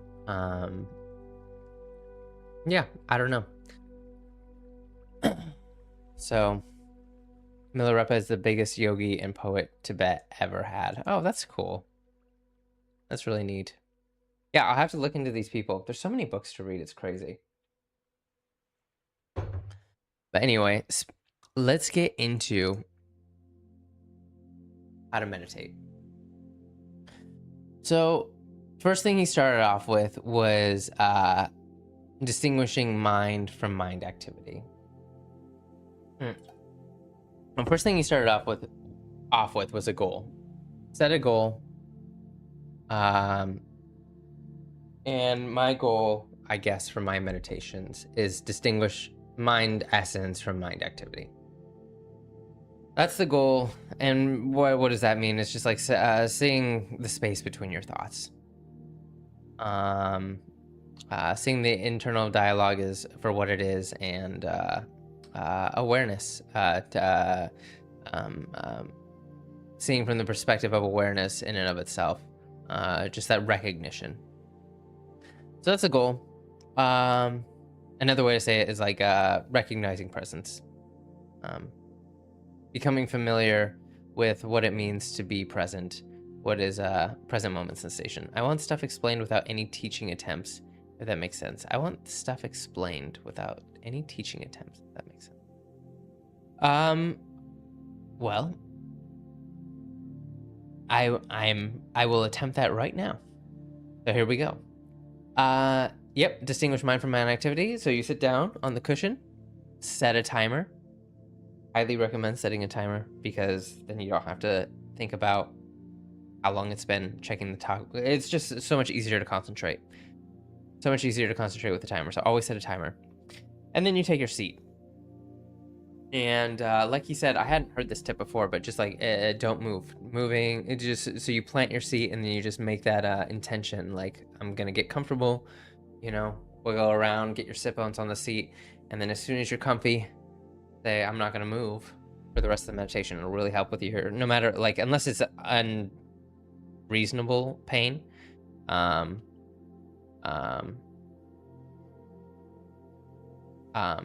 Unless you're in an unreasonable pain where you think it's like causing harm, but like a little, discomfort is completely fine. You don't have to, it doesn't have to mean anything crazy. I forgot. I need to start playing my game again.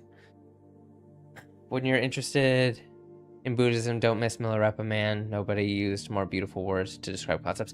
No, well, now that you're saying that, Space Shuttle 40, if you haven't joined the Discord, check out the Discord, because like after we're done with mindfulness in plain English, I want to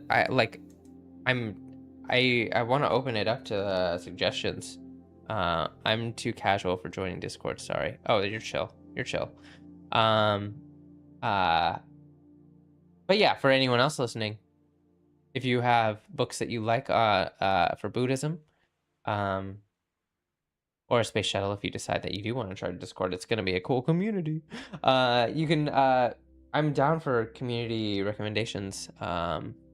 Is Milarepa the one who said, this is my highest teaching and showed his calluses, lol? Oh, that's cool. Dharma Dom knows what's up. Dharma Dom's in the Discord, by the way, space shuttle, so, Cool. Anyway, so you take a comfortable seat, get comfortable, and then make the decision not to move until your timer goes off. It's all right to be in a little discomfort. And then we tune into present moment sensation. What does that mean? So it means grounding at your base, sensing your sit bones on your cushion. What is the sensation of breathing? Um, you can take your mental awareness around your body. What are the sensations like in your feet? You can feel your feet on the floor. What are the sensations like in your diaphragm, in your gut? What is the sensation of your skin? Like skin sensations, like really interesting. It's kind of like this um, reverberation. It's like right underneath the skin. Um, Kind of a vibration, just like bioenergetic hum. So we're tuning into the what is it like to be in the body? What is it like to be? What is it like to? What is the sensation of inhabiting a this living, breathing form? What is the sensation of breathing? Right. So you're just you're taking that in, breathing out. What is the sensation of being alive? And that's your source of concentration, right? The body, because you talk about the mind. The mind can be in the future, can be thinking about the future. The mind can be thinking about the past. The body is always stuck in the present moment. So we use the body as the anchor into present moment. That's the whole point of yoga, by the way. You know, attuning to subtle sensations of present moment, reawakening. Because yeah, like if you don't move too much, your fascia can get glued down, and that inhibits nerve sensations. So we become less sensitive to present moment sensation. So if you struggle to like tap in, like what is it like to what is the sensation of being alive in this body? If that's like a struggle for you to tap into, do some yoga. That's the whole point. That's what it's for. It's yoga means union of mind and body, as in literally just um uh being able to feel it, right? And again, I'll do one more prajna yoga. This is my yoga teacher. So great. Check it out if you're in the market for a yoga teacher. Anyway, sense into present moment sensation. And then you want to settle down. So you're going through your body, you're sensing everything. You want to settle down in one spot, either the diaphragm, between the eyebrows. In mindfulness in plain English, he talked about feeling the breath right at the edges of your nostrils. You could feel the breath in the back of your throat, the cool breath in the back of your throat. You pick a point of concentration. And that's I love the way, it's a Tanisro Bhikkhu quote. I love the way he described it. It's like that's the your flame. That's your candle flame, right? And your focus is the flame. But if the flame is in a dark room, it illuminates the whole room. So like you keep your spot, but then you widen your awareness to your entire body, right? And that's what yoga helps you do. The sensation of being alive in your skin. There's a lot to feel into. I mean, you really think about it. I think the heart pumps like I think it was a gallon or a gallon and a half per minute. I think a gallon a minute or something like that. And you talk too much and say too little. Sorry, buddy. I'm working on it. I want to get better. I agree, though. In a way, I'm working on it, though. I'll get better. Anyway, pumps a gallon a minute, right? And so it's like going through your aorta. So there's like this vibration. There's this vibration inside, right? In the lungs, like air is maneuvering through the trachea and the bronchioles and forking into smaller tubules. There's this whole vibration, right? So there's this sensation of inhabiting the body. So you keep your focus on one spot and you widen your awareness to the whole body. And then next, is internal dialogue, right? So what do you do with the whole internal dialogue?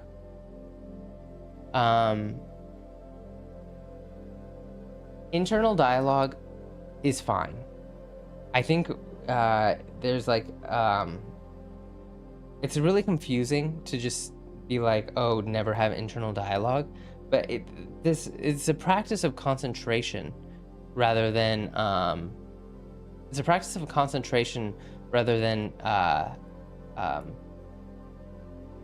removing dialogue in itself, because through the practice of concentration, the dialogue naturally quiets on its own.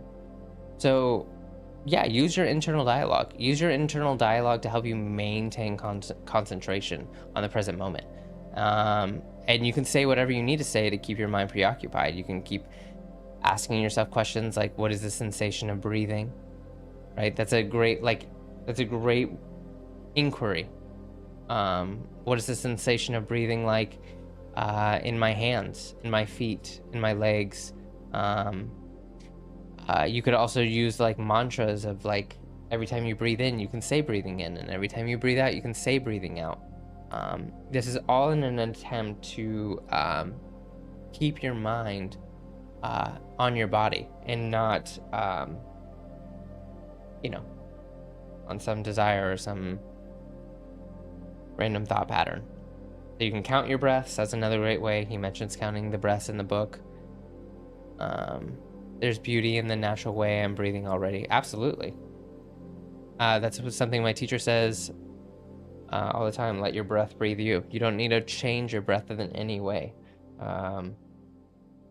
Sense into what is the experience. And you can use your internal dialogue. You don't have to shut off the internal dialogue. You don't have to obsess over that. You can use your internal dialogue to keep yourself concentrated on present moment sensation. No two breaths are the same. I'm actually going to bring that quote in a second, in the last section. So stay tuned for that. So anyway, so you're using your internal dialogue and you're focusing and you're trying, trying to stay concentrated. Next tip: don't force it. I feel like you can grip with your internal dialogue to try and stay connected. I don't know, maybe clench your eyes, scrunch your middle brow. So when you get into that kind of sensation, a good way out of it is you can ask the question, how do I make this next breath more gratifying, more refreshing, more easeful? You can just make that an inquiry. So that's internal dialogue again. Like you check in with your nervous system, and if it's too tense, just how can I breathe to feel more at ease, right? So all this to say, don't stress. I should play this game. Don't stress the internal dialogue. Stress what we're focusing on is maintaining the concentration. So effects of concentration. Yeah. So when it comes to internal dialogue, I feel like the internal dialogue, quieting internal dialogue, I feel like is more of an effect of concentration, right? Because you're using your dialogue to stay focused on present moment sensation, and as you develop your concentration and tune more and more deeply into like an alertness, into feeling in and of itself, the internal dialogue will quiet on its own. So don't stress it. It's an effective concentration. Use your internal dialogue to stay focused. Yeah, and the tuning into present moment sensation in and of itself will quiet the internal dialogue. And as you're maintaining your concentration, you're gonna get lost in thought, right? So when you get lost in thought, note what you're thinking about, label it. Oh, I'm planning my day, and then you just come back. So we talked about, you pick a spot, Come back to your diaphragm. Come back to the place between your eyebrows. Let that be your place of focus. And then, yeah, you return to concentration. And you kind of notice where your mind keeps getting stuck. You notice where your mind keeps getting stuck. Oh, I keep worrying about that situation, or I keep thinking about that embarrassing moment, or I'm always planning for the day. Like, and it's just, that's information. That's information on, yeah, where we get stuck in the day. Stuck in our minds.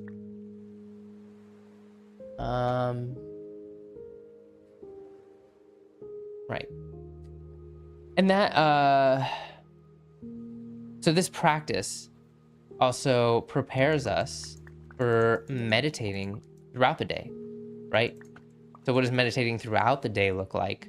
I mean, it's basically the same thing. So meditation's kind of showing you what it looks like for when your mind gets stuck, because you're trying to like stay concentrated. So you get very familiar of, you know, getting lost in that feeling, perception, verbal dialogue spiral, right? And you just become more sensitive to that. You get more sensitive to when you're getting stuck in an identity. Let me get my screen right. When you're getting stuck into an identity, and it teaches you how to get out. It's returning to present moment sensation. Right? And it's not that you have to drop, you know, every worry and concern, because like you have to, like, you just consider, is this productive or is it helpful? Like, are you solving a problem? Or is it just causing you unnecessary pain? If it's causing you unnecessary pain and suffering, you know that your meditation is practice on how to interrupt the process. You tune back into present moment sensation, and you let it pass. Do I consider thought mental sensation? 6 sense spheres. Yes. I think I liked it though. I heard it once as like because it's like contact. You have sense organ, sense object, and when sense organ and sense object meet, it's contact. So sense organ being the brain, sense object being the thought itself. 6 sense spheres: eyes, nose, mouth, well, seeing, smelling, hearing, tasting, touching, and thinking. So mental sensation, do I think just calling mental experience an extra sense? Yeah. You guys, I love that you guys are having this conversation. Space Shuttle, join the Discord. You know that story where Laozi and pupils watched sunset. One was saying, man, that's a beautiful little sunset. Laozi turned around and said, don't bring this guy tomorrow. He's talking too much. Beware that you're not becoming that guy. That's a cool story. There's beauty in the natural way. I'm breathing already. Yeah, I like this one. No two breaths are the same. Oh yeah, we're going to talk about that soon. The original is we never step into the same river twice. Or, nice. Same river twice. That's cool. I've heard that too. Like, everything's a process. Everything's changing for sure. Epicurious. What's his name? Yeah, it would be cool to read some of him, but apparently it's all broken up and partially lost. You guys are so good. Yes, wasn't that helpful in understanding and translating the Bible, I guess? Every ancient philosopher, which isn't helpful understanding the Bible, is lost in plastic tenets. I love your guys' conversation. That's very fun. You guys know a decent amount of people. That's so cool. I'm excited. Like part of the reason why I'm so stoked about doing this stream is like, I mean, I want to do it full time. So I just love this stuff. So making it my full-time thing to be able to explore this stuff with people like you who have you know awesome teachers, like, that's exactly what I'm here for, dude. So love the conversation. Keep it up. So cool. I love reading this. I'm gonna have to write this stuff down. The logic, I believe, is that it mingles with the physical senses, shows up in the same place, if you will.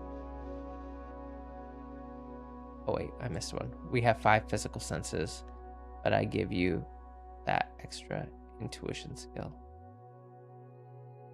Mental experience. The logic, I believe, is that it mingles with the physical senses. It shows up in the same place, if you will. You guys know mind moment stuff. I don't know mind moment. Anyway, I'm gonna keep going. So, right. Okay, I think I did read some phenomenology. I really liked what I read in phenomenology. I haven't read much, mostly on the what's it called? I don't remember. It's like the philosophy website. It's like the encyclopedia of all philosophy. There's like 2 of them. I don't know. I YouTubed it once and told me where to look to find philosophy and international something. I don't know. But yeah, I checked out philosophy on there. I mean, phenomenology on there. That was really fun. It really helped me understand some concepts like I don't know, people in the woohoo circles talk about like losing the self and stuff. Like, oh, I had no sense of self, and I don't know. It kind of broke that down into like plain English on like what that experience actually is. I really like that. I'll just talk about it for a second, like because it talked about consciousness of something.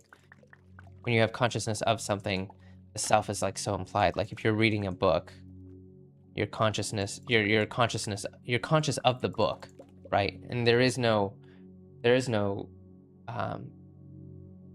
like when you're absorbed into the book, like that absorption, there's no like self really reading the book. But it's like, but you can like take a step back and you can be conscious of the self reading the book, right? But when you're like lost in the book, there is no self. And I like that was just so practical to me because it just sounds so mystical. But what does it say? But they say these mental experiences are their own unique chunks, and you can feel them as separate frames that are mingled with chunks of senses. Okay, that's not relevant, but I'll stop trying to explain the 6 sense spheres. LOL, hopefully it makes sense.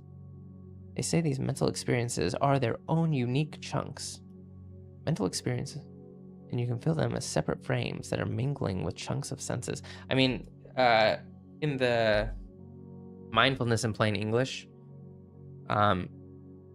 he talks about like that experience of chunks.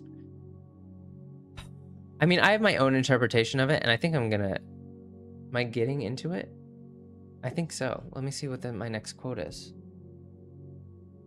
And then it talked about how every breath is different. But let's see. Let me change the title to Pause. Don't turn bliss into another goal. That's a new title. Don't turn bliss into another goal. Here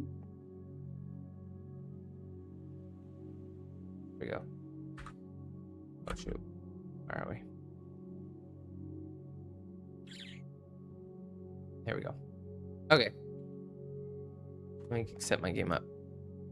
Let me pick a new spot. You want to see our town? Check that out. Our little Venice. So great. All right. But I need to leave at 1 a.m. So I need to get going on this next quote.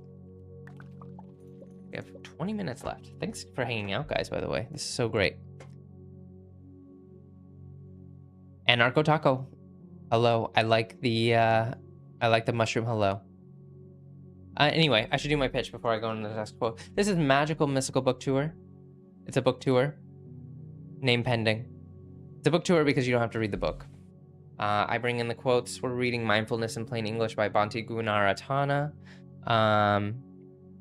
Yeah, so we're on chapter 5. You don't have to read the book. I just bring in the quotes and talk about them, trying to ground some maybe more complicated language or into just something, I don't know, more practical. But yeah, join the Discord. On the Discord, we go chapter by chapter, and my hopes for the Discord is just a cool place for like-minded people into progressing in their spirituality, to just clarify their practice, know how to. Oh no, you didn't do the reading. You don't have to do the reading. It is a book tour, so you can just come to hang out. You can go on the Discord. You don't have to read there either. You can just see what the insights are, and I don't know, just a cool place to chill. I know Dharma Dom's in there. Anyway, right. So we're getting into this last quote here, which is on the screen. Keep your mind with the changing moments. As moments are incessantly passing away, the mind keeps pace with them, changing with them, appearing and disappearing with them without clinging to any of them. So Dharma Dom, I feel like this is like kind of that. He mentions this too. Mental experiences are their own unique. Why doesn't it do that? Unique chunks, and you can feel them as separate frames that are mingling with chunks of senses. I'm not gonna act like I 100% know what that is, but like this is pointing to my guess on what it is. So like,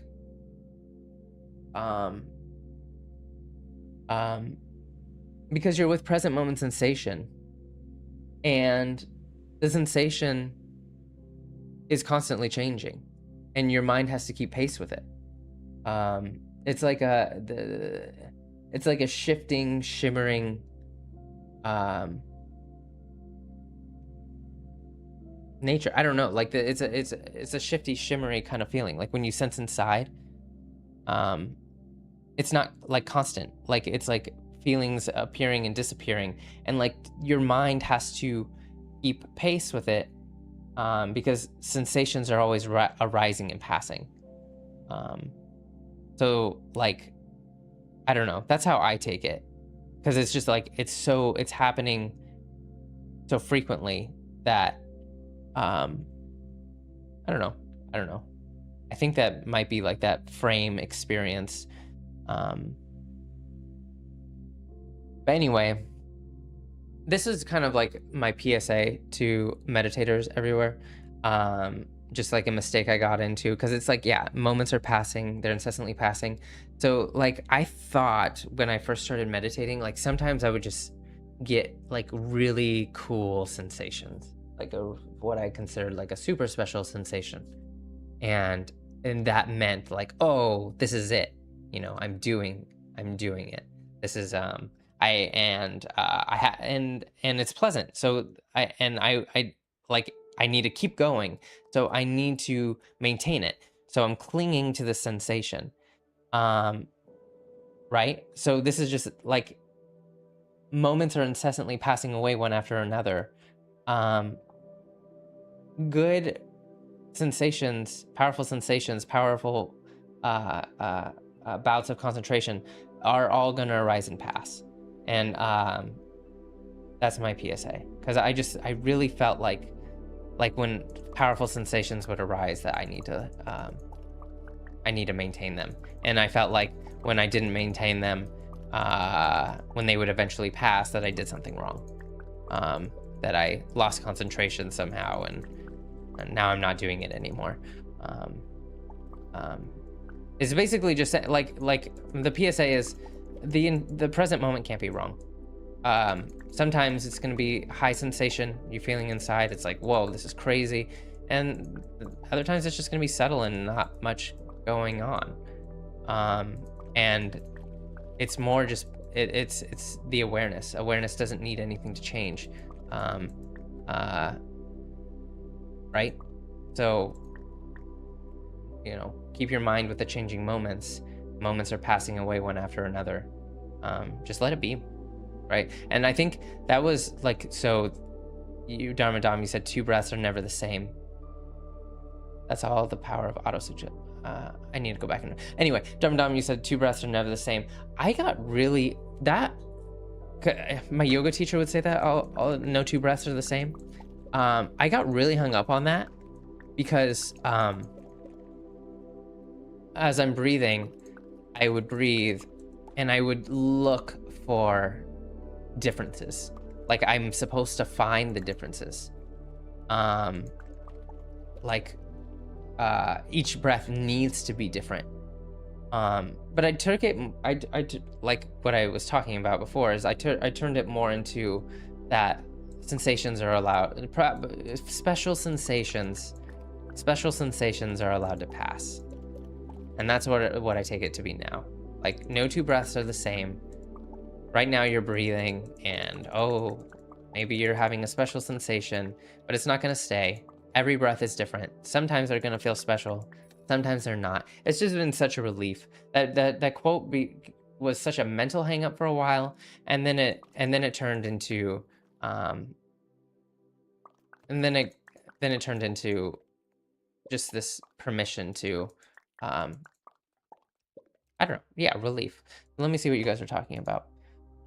Gosh, I don't know how to click on things. Why is it doing this? So, oh yeah, close, not exactly, I think. Dumb. Yeah, close, not exactly, I think. Anarcho Taco, the great eternal now. Future doesn't exist. All recollections of past happen in the present. There is only the present. Exactly. That is definitely what we're talking about. Anarcho Taco. And we're talking about how do you tune into present moment? What is that? How do you do it? Dum, like this could also describe the stage that comes prior to seeing chunks called the third stage of insight. That's all the power of autosuggestion. I don't know what that means. Space Shuttle 40. Or to translate that, maybe in the Burmese Vipassana system, there's a stage where you are noticing impermanence, or more precisely the 3 marks very clearly, followed by a stage where the exact moment of arising and passing away become more distinct and things begin to strobe. He's talking impermanence though, so I'm getting into the weeds maybe, lol. Nice. Let me read that again. It's a stage where you are noticing impermanence and more precisely the 3 marks very clearly followed by the stage where the exact moment of arising and passing away become more distinct and things begin to strobe. Okay, so that makes me, right, this is just me talking, but that just makes me think about like the experience of present moment sensation, a stage called the arising and passing away. Right. That's what, to me, that's like, because when you tune into, like when you close your eyes for meditation and you tune into present moment sensation, like it is a shimmering, like what is a shimmering? It's just like right underneath the skin. In yoga, it's like fascia. It's the fascia. That's why you're trying to re-enliven the fascia, awareness of the fascia, because it's coming into and out of existence, I guess, the sensation. It's like what? It's like a strobing. I don't know. It's shimmering and strobing kind of. I would think that's kind of the same. And like, because like when, things are falling in and out of awareness because they're arising and falling, it's impermanence. I think that's all felt sense. That's how I take it. I take it all as felt sense. The sensation of being alive in the body and really being alert to the experience. I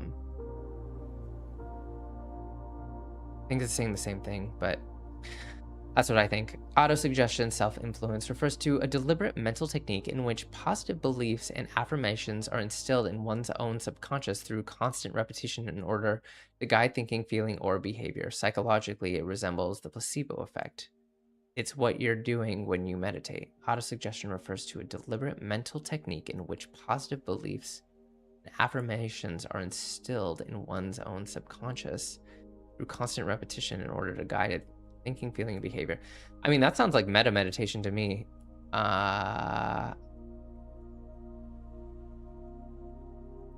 Positive beliefs and affirmations. That sounds like meta meditation to me. Because I don't feel like every time I meditate I'm doing that, but I do feel like I do that when I do practice like a meta. I heard it. It's in that book by.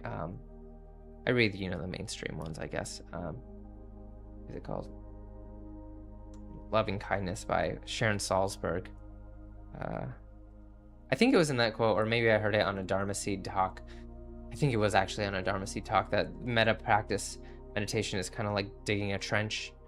Because like we have these samskaras, or just mental grooves, where we just go through the same pattern over and over again. But by like that technique of deliberate mental technique of may all beings be happy, healthy, safe, we're digging a new trench for consciousness to flow through, or just our habit mind to flow through. I don't know if it's rhetorical. I tune into present by envisioning desired immediate outcomes. I believe participatory universe plus Gnostic pantheism. So I think about energy and source and where I'd like it to act. I believe universe and Gnostic pan. I'd have to look that up, Anarcho Taco, but let me see if I have anything to say about it. I tune into present by envisioning desired immediate outcomes.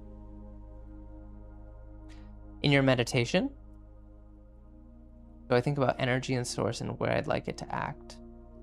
I mean, I like that. I feel like I like looking for the similarities. Because I think about energy and source and where I'd like it to act.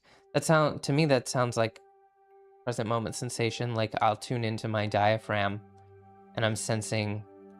So what do I consider source? I consider source the bioenergetic hum of my body, like pulsation, nerve firings, just the manifestation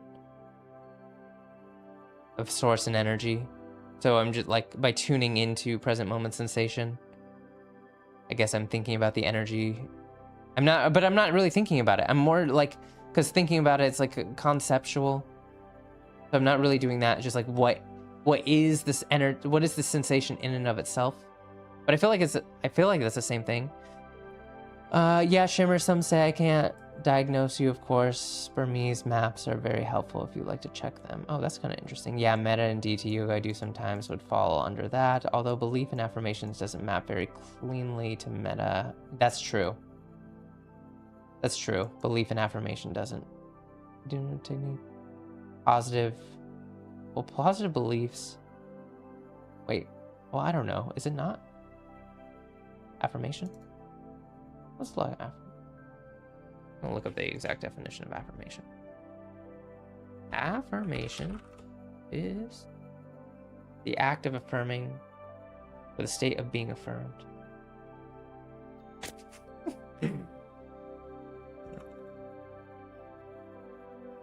To declare positively, assert to be true. To declare something positive and assert to be true.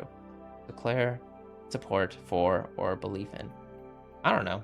Is meta not an affirmation? I don't know. And a belief that all beings. I don't know. Belief that all beings should be happy.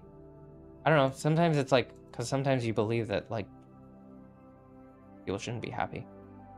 Gnosticism haven't aged that good, if you ask me. I don't know anything about that. There are 3 dense compatible frameworks. Yeah, lol. Yes, I am big on intentionality. What we perceive, we dwell on. What we perceive, we dwell on. We believe, we give power to. Replying to Space Shuttle, Gnosticism haven't aged that good, if you ask me. I take them all as a framework, not dogma. The Gnostics fight good versus evil. Poison, if you ask me. In truth, it's not evil versus good. It's good versus another good. Yeah, I don't know anything about this stuff. But let me keep going with what I was saying. I love all the convo, though. You guys are very entertaining. Stick around. It's very cool. So yeah, anyway.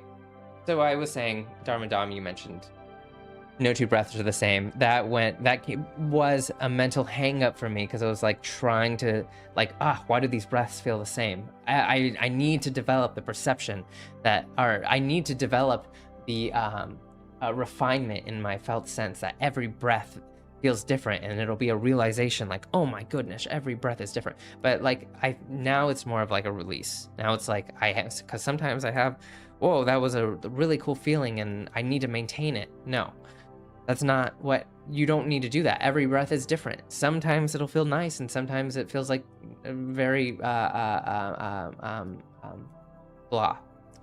And the present moment can't be wrong. So this is my PSA quote, that every breath can be different and the present moment can't be wrong. Every breath is different.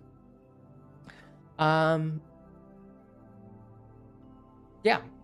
And like, and it goes back to like, what is our intention through the meditation? I think it's all about recognizing mind essence or source, whatever you want to call it, unconditioned mind from the mind activity. It's a space between our thinking. And I love it. I love the word recognition. I love the word recognition for this recognizing awareness, because recognition implies you've seen it before. You don't recognize something you haven't seen before. You've seen it 10 times and then you recognize it.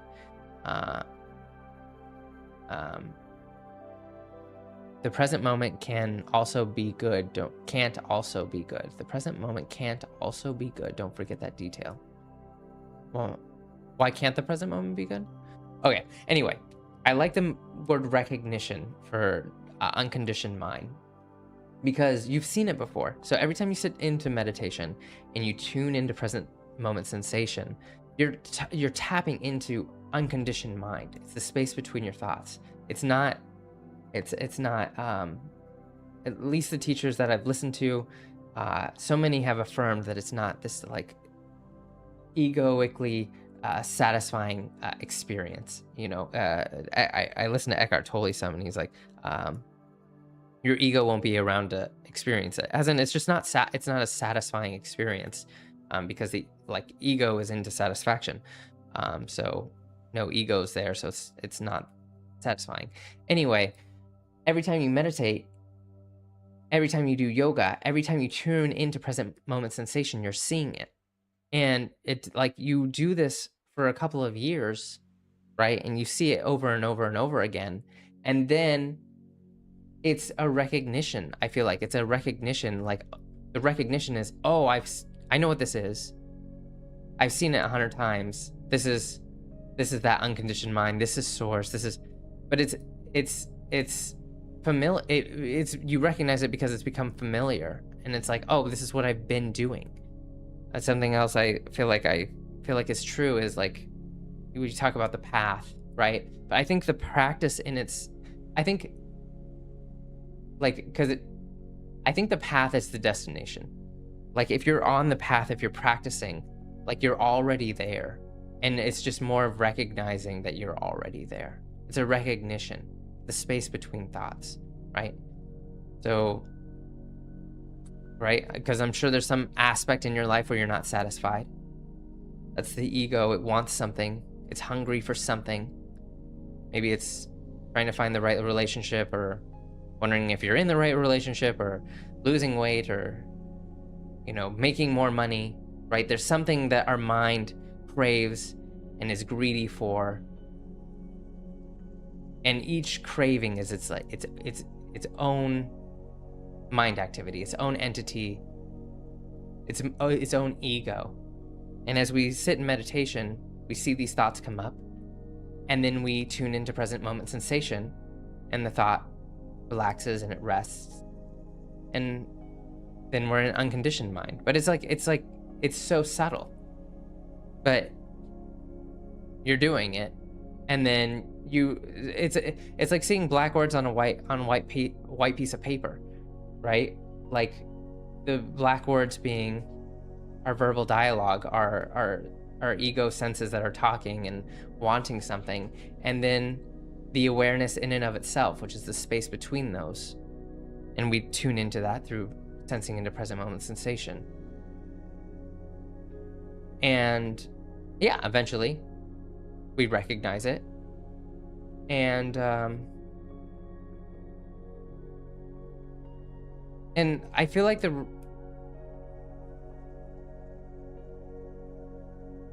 I feel like what we recognize too is that, like,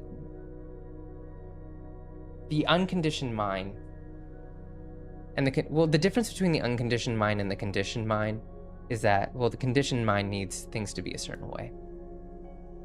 It says, I need this to be happy. Like, I want this person so I can be happy. I need to lose this much weight so I can be happy. And when we, like, so say you're in this thought spiral of not liking the way you look, right? And you're in conditioned mind, and I don't like it. And then you tune into the sensation in and of itself, and you take on the perspective of awareness in and of itself, right? Awareness is unconditioned mind. It doesn't need anything. It says to the sadness, it says to the pain and whatever emotion is there, that, you know, you can say, you can stay. Dog is crying. Why is my dog crying? It's late. Anyway, so it's not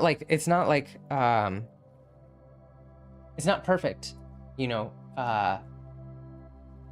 the unconditioned mind. It's not this, like, it's not necessarily this blissed out place, not Om Shanti. The present moment can't be wrong, right? So, yeah, maybe there's sadness and disappointment or anxiety or fear.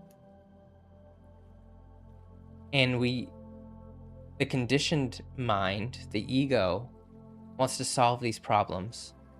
There's nothing wrong with that. You can solve problems. But sometimes it gets unproductive. And we can recognize when it gets unproductive, and we can step into the unconditioned mind. Unconditioned mind, it's important. I think it's important to recognize this freedom of the conditioned mind needs something to change. And when you step into unconditioned mind and are with the sensation in and of itself and the perception in and of itself, nothing needs to change. Awareness says you can stay. I know there's like this cool poem. It's called like The Guest House. And it's like, whatever arises, you're welcome.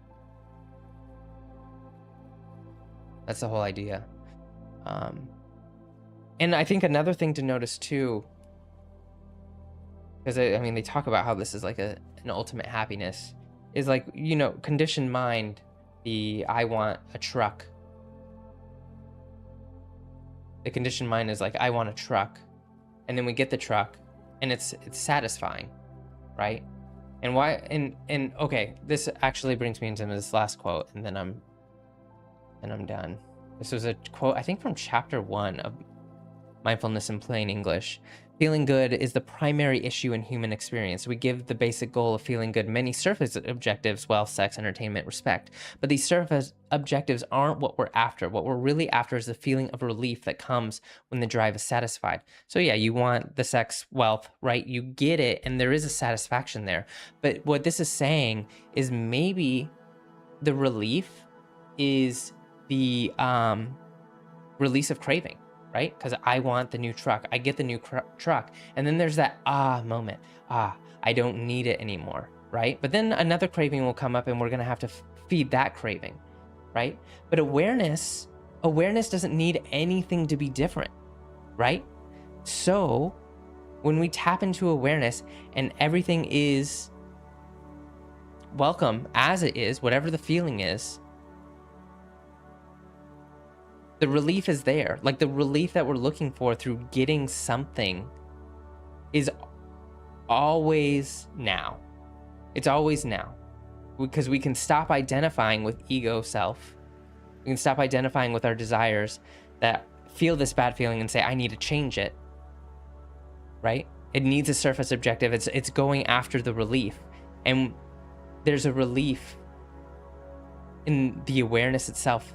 The refuge in the awareness itself that needs nothing and says, you can stay. Right? And that's maybe the release of craving. So, I don't know. They talk about finding rest and relief. I mean, I love that word relief. He used it. We are really after is the feeling of relief that comes when the drive is satisfied, as in when the craving is satisfied. And I feel like the promise is you don't have to satisfy the craving. You can just tap into awareness that needs nothing.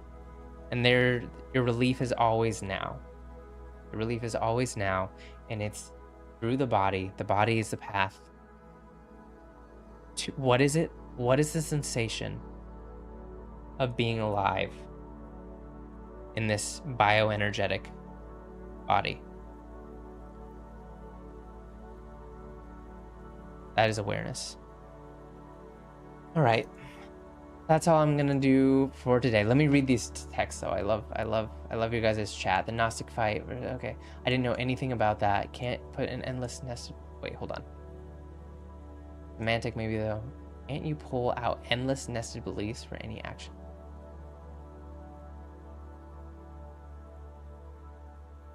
The present moment can't also be good. Don't forget that detail. The present moment can't also be good. Okay. Every breath nourishes. Definitely. Have you checked out Anapanasati? Yes, Buddha's breathing technique. Part of it is noticing impermanence, so Larry used that quote to explain that part of the practice. Yeah, Anapanasati for sure. I think that's Anapanasati, that's like the 16 pieces, components, I'm pretty sure. Maybe I'm thinking about something else. I don't know. I'm pretty sure it is though. When the present, yeah, 16, yeah, cool. When the present moment cannot be bad, then it also cannot be good. Your escapism is fancy already. You're desperately not yourself, so much I can say. Your escapism is fancy already. I don't know what that means. When the present moment cannot be bad, then it also cannot be good. I would say more that the present moment can't be wrong. I mean, you can definitely not like it.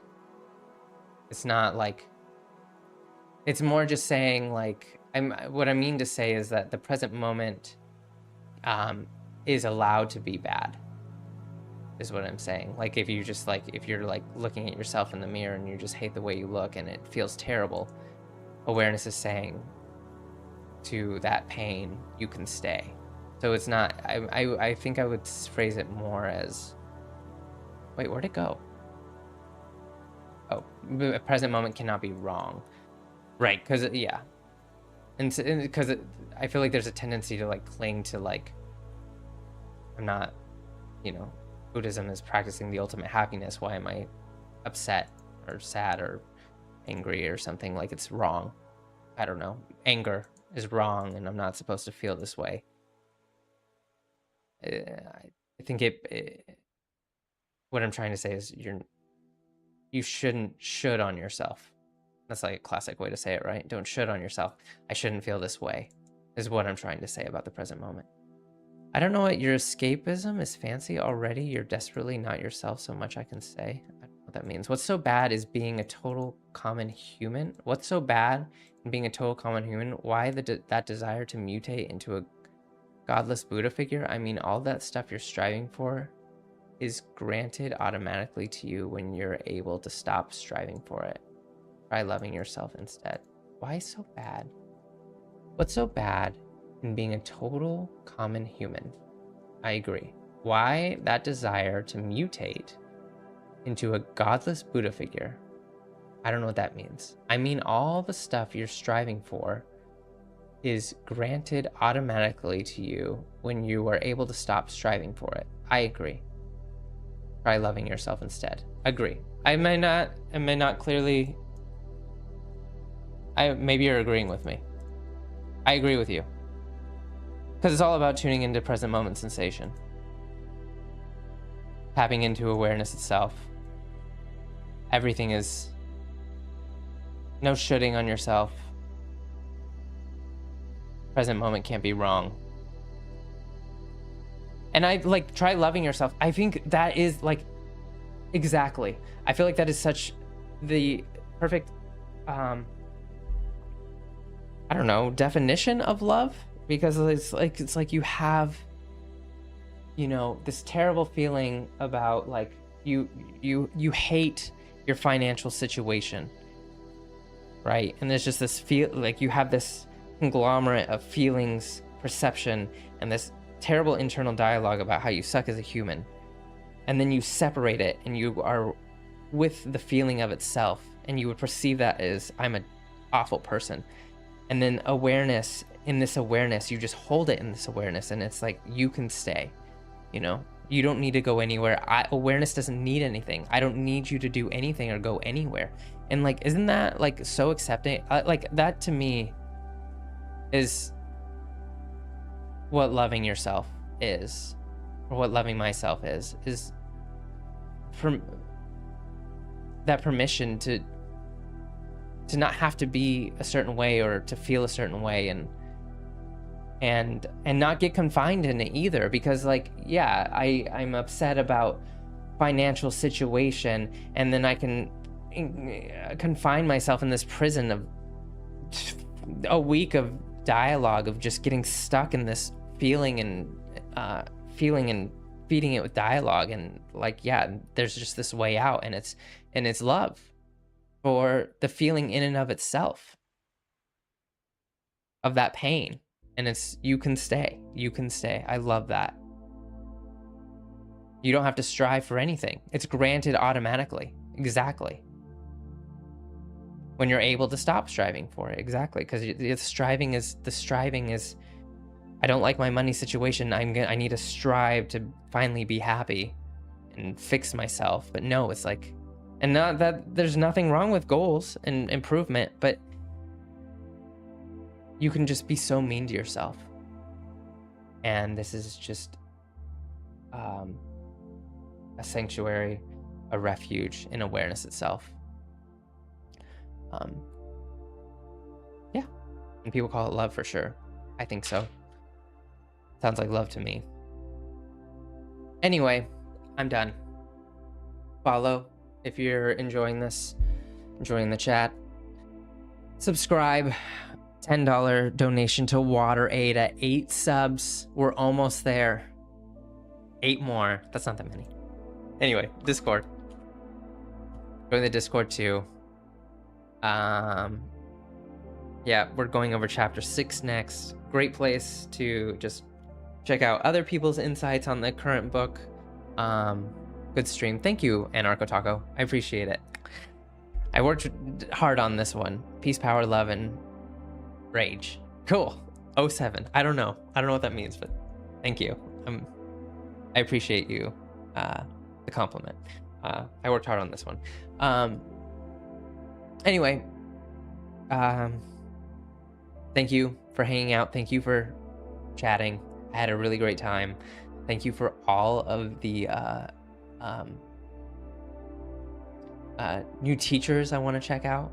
I'm so stoked. I'm just so stoked to have a whole bunch of like-minded people in here and talking about this stuff. I just think it's so cool. Yeah. I appreciate you all so much. And I guess I'm out of here. Yeah, I'm gonna leave a buy screen on, so if you want to sit for a while, because I definitely need to, I'm going to bed, but I will not be able to sleep without sitting for a bit. So I'll leave this on for a little bit and then I'll end the stream. But thank you all. Follow, subscribe, and join the Discord. Peace out.